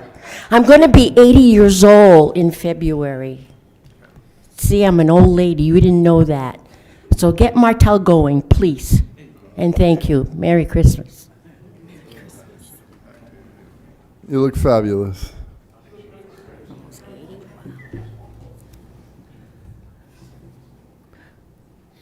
Matthew Igren, Ward 4. I do have a question, and it's more, you say it's on your website. What do we do for our seniors who don't use a computer or don't know how to even find a website? Is there another place that can they call to get added to this list? Mm-hmm. Because, I know seniors who can't use a smartphone. They make me using my smartphone look impressive. But there are a lot of them out there who weren't raised on technology. So just making sure there's a second way they can get on this list, because they're out there and they're the ones who are going to need help. Thank you. Can I answer? Further public comment? Can you speak to that? Yeah, anyone who calls, that's the minute the question is asked, that's a reasonable accommodation. We'd help anybody with any paperwork, and all they have to say is, I want to get on that list. And even if they just say it and don't ask for it, we would help them through the process. So, yes. Okay. And I heard a little birdie told me maybe we're going to have the open house at Wedgewood in the spring. Correct. Okay. You haven't missed anything, Louise. I'll drive you there myself. Councilor Najin, yes. So again, thank you, Mr. Mayor. Again, these communication pieces really build trust between LHA and the council, because I believe that it gives an opportunity for the public to get feedback and actually see what the progress is. And I think that's incredibly positive. And I just wanted to kind of point out one thing. If a senior at home right now they're probably not watching YouTube if they can't fill out a field form on the website. But I would also like to say, reach out to your seniors, check in with them. If you're a neighbor or a family member, probably a good idea, especially at this time of year.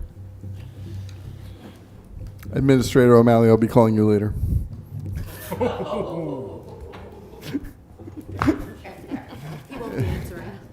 Listen, any other...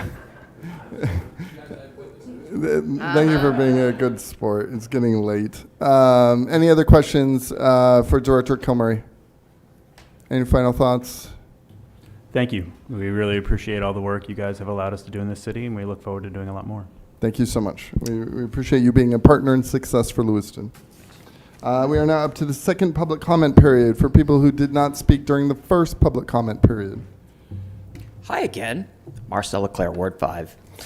So, Mr. Mayor, I just wanted to tell you that I know that there is a process, but I just wanted to publicly ask for your consideration for the nomination for school committee for Ward 5.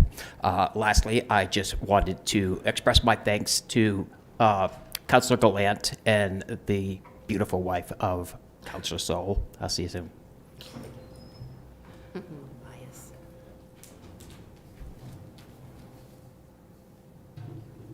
Matthew Egren, Ward 4. Lewistonians, please lend me your ears. If we wish for the city of Lewiston to improve, we all need to work together.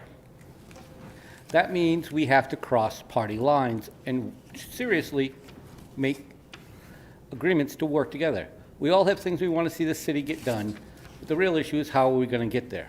Me, I want to see more local policing, where our officers are walking and riding beats and interacting with the people on their beats on a daily basis.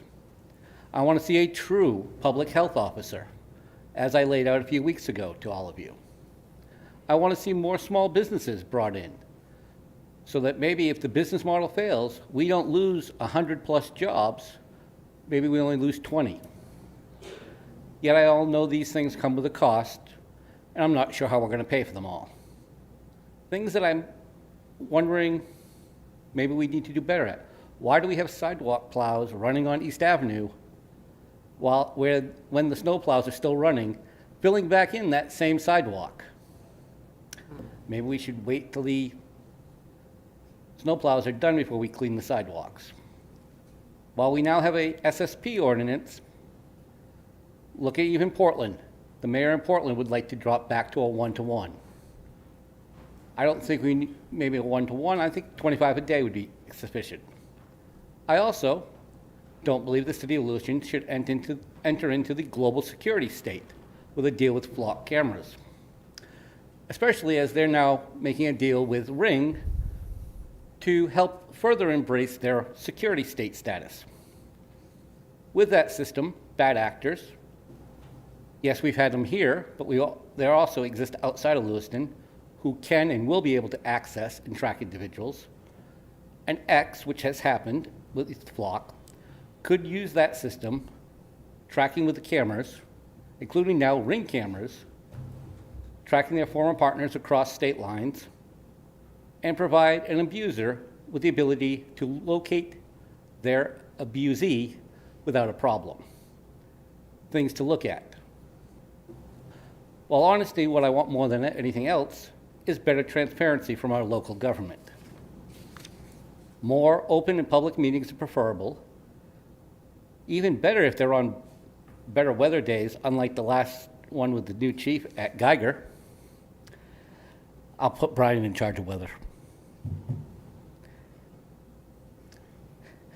But if we have more people showing up at these meetings, people talk, we can get things done because we can work together. Lewiston matters. Further public comment? Again, Did you speak during the first public comment, Mr. No, Roy? I've already spoken on the agenda item so far. Please continue, good sir. Yes, thank you, Mayor. So, as Councilor Gallant was saying earlier tonight, and actually some other councilors, we've had some discussion on a charter commission, which, 4 years ago, well, about 50 months ago, to be more technical, we could have had this, but, we could have had this process done by now, but we could have, actually, you guys could have, notwithstanding tonight's the last meeting of the current term, we could have put that out to the voters for June or February, actually, no. See, that would have been that would have been a better idea. See, we could do this in February, people collect, maybe by June, we could have this done. Not to mention, now we have 8,000 elections in the city next year. Well, I'm exaggerating a little, but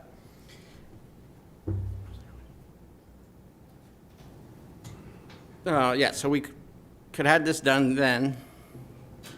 I forgot where I was going. Oh, and Councilor Najim brought up the idea of recall for elected officials of the city. Now, the county's had this since the 2012 county charter, although there are some different logistical issues that on the city level would have to be addressed, because under the county, you cannot be recalled at the first 6 months of your term or the last 6 months. Of course, those terms are 4 years. Our terms are 2 years, or I should say 1 year technically these days, because there's always going to be somebody up for election, so any possible recall provision in a future charter would have to be modified, not copy and pasting the Androscoggin County version. Thank you. Further public comment? Public comment's now closed. We are now up to reports and updates. I'll start off. It was brought to my attention that I failed to thank our holiday Grinch during the festival at the Plaza, Marcel Leclerc. Thank you so much for your service to our city. And I never saw this, but apparently you were stealing kids' hats, so thank you so much. Further report, Councilor Najin, yes. So, Public Health Committee, we held a meeting concerning the RFP process for the grants that will be made available through the opioid recovery funds that will see that announcement come out through an RFP process in early January. So that's coming. And then also there is a public health officer recommended language and also position piece that the Public Health Committee wants to share with the administrator and our HR department in order to help shape some of those guidance points. And so I would just suggest that I'm going to forward that to you, Mr. Administrator, so that it can be taken into consideration while you're working on this challenge for this position. And that's it. Councilor Chittum. Thank you. I wish I had better news to report to Councilor Najin on the relocation of the bus kiosk, other than that it is in process. It's a much more complicated process than I had realized. It was brought up to the Transit Committee at our last meeting. There is actually strong consideration given to taking the one that's out on College, rehabbing it and replacing it in front of the hospital. I am told that in order to do something as simple as move a kiosk like that, the DEP may have to get involved. We may have to do exploratory borings in the sidewalk to determine whether or not there are hazardous substances. It's an insane process. But the Transit Committee is aware of that, and that is in the plans. Now, I cannot, unfortunately, give you any dates, but I will not let that lie fallow. I do have an angle grinder and a ski mask, so. Thank you. We're still in reports and updates. That's all I have for reports and updates. Are there any other reports and updates? We're now up to new business. Should there be any? Councilor Chittum. I'm not sure this falls under new business, but I want to say that it has been one of the pleasures of my life to work with the councilors to my immediate left and immediate right, and I am sorry to see them go. We have disagreed perhaps more than we have agreed, but we have done so in a courteous, civil, and respectful manner, and I hope that they feel the same way. I shall be sorry to see both of them leave.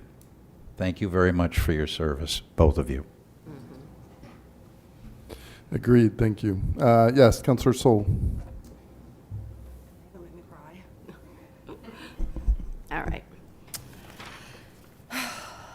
So, I didn't want to just read something, but I was not doing so well without it in front of me, so I'm going to read this, guys. All right.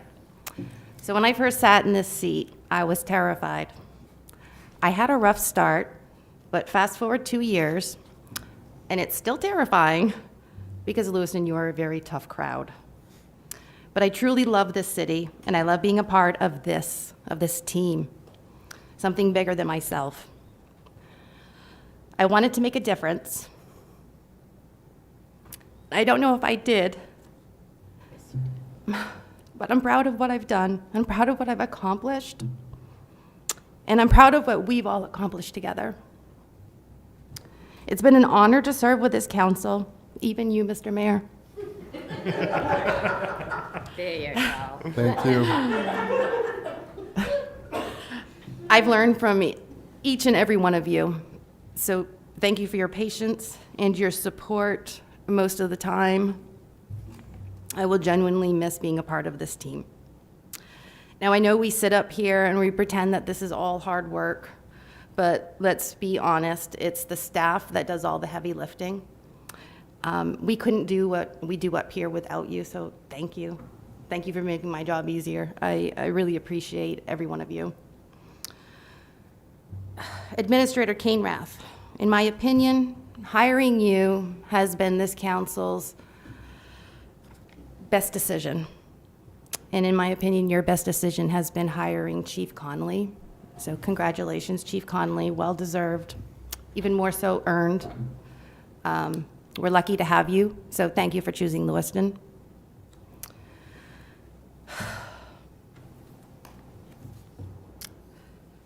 It's been an honor to represent Lewiston, and I am so grateful for this opportunity. It's been a journey that I will carry with me always. So please don't raise my taxes. And I will see you in 2028. That's right. Thank you, Councilor Sol. You know, I said it half jokingly earlier in the meeting that public service isn't always easy. It most certainly is not, especially nowadays. And I appreciate your service to our city. Thank you so much. Councilor Gallant, you weren't so bad yourself. What do you have to say? No, just kidding. That's pretty hard to follow. You know, I came here with a mission. I wanted to see homeless shelter take forward. I wanted to see the seniors to get on their own and be able to establish something and move forward. And I want to see recreation get a van. I was also concerned with taxes and all those things that come along with our job, but I actually came with 3 goals, and I feel accomplished in the fact I got all 3 done. And I met some really great people and worked with some really great people. My hat's off to the staff. Without you, we can't do our jobs. Anybody says otherwise don't know what you're talking about. You know, City Administrator Brian was a terrific pick. You fit right in, and you're a go-getter, and you're not afraid of things, and I like that. The assistant, maybe not so. No, this Brian, right? Yeah. Brian A and Brian B, you can figure out who's who. You know, when Brian B was the acting, he did a terrific job and kept us out of trouble. And you know, people out there don't realize that the backbone of the city is really the people who run the city are all of our workers. So hats off to you having a party for everyone. I think it's well deserved. and it should have been done a long time ago, quite frankly. You know, and I've enjoyed working with everyone. And I just hope that going forward, if you have a question or a concern or want to use somebody for a sounding board, feel free to reach out. You know, I always have an opinion. May not be one you like, but I would give you an opinion. So Lewiston, thanks again for picking me in Ward 7 and all the people I've talked to and met through the process. And this is Tim Gallant signing off. Councillor Gallant, thank you for your service. Further, yes, Councillor Najin. Yeah, I just wanted to say to both of you, you served with honor and integrity and care for the city. It was wonderful to work with both of you. I am also, I mean, I'm not necessarily missing the diversity of opinion, but I am definitely missing people who act in good faith in order to serve the city. Hopefully we'll see the exact same results from the new incoming folks, but thank you so very much for your hard work and effort here in the city. Yeah, I mean, obviously, occasionally we have different takes on issues and different, policy objectives, policy differences.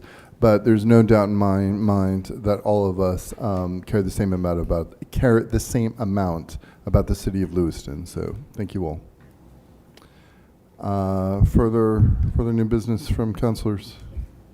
Yes, Councillor Najin. Just really quickly, I wanted to mention the fact that the vast majority of the folks that reached out to me concerning their opinions on plowing issues in Public Works, that was voiced to the administrator and communicated to Public Works. We're working on it. So I just want to make it clear that this first storm, the folks that do have some complaints, the city's aware of it, and we're working to fix it. Deputy Administrator O'Malley, thanks for being a good sport.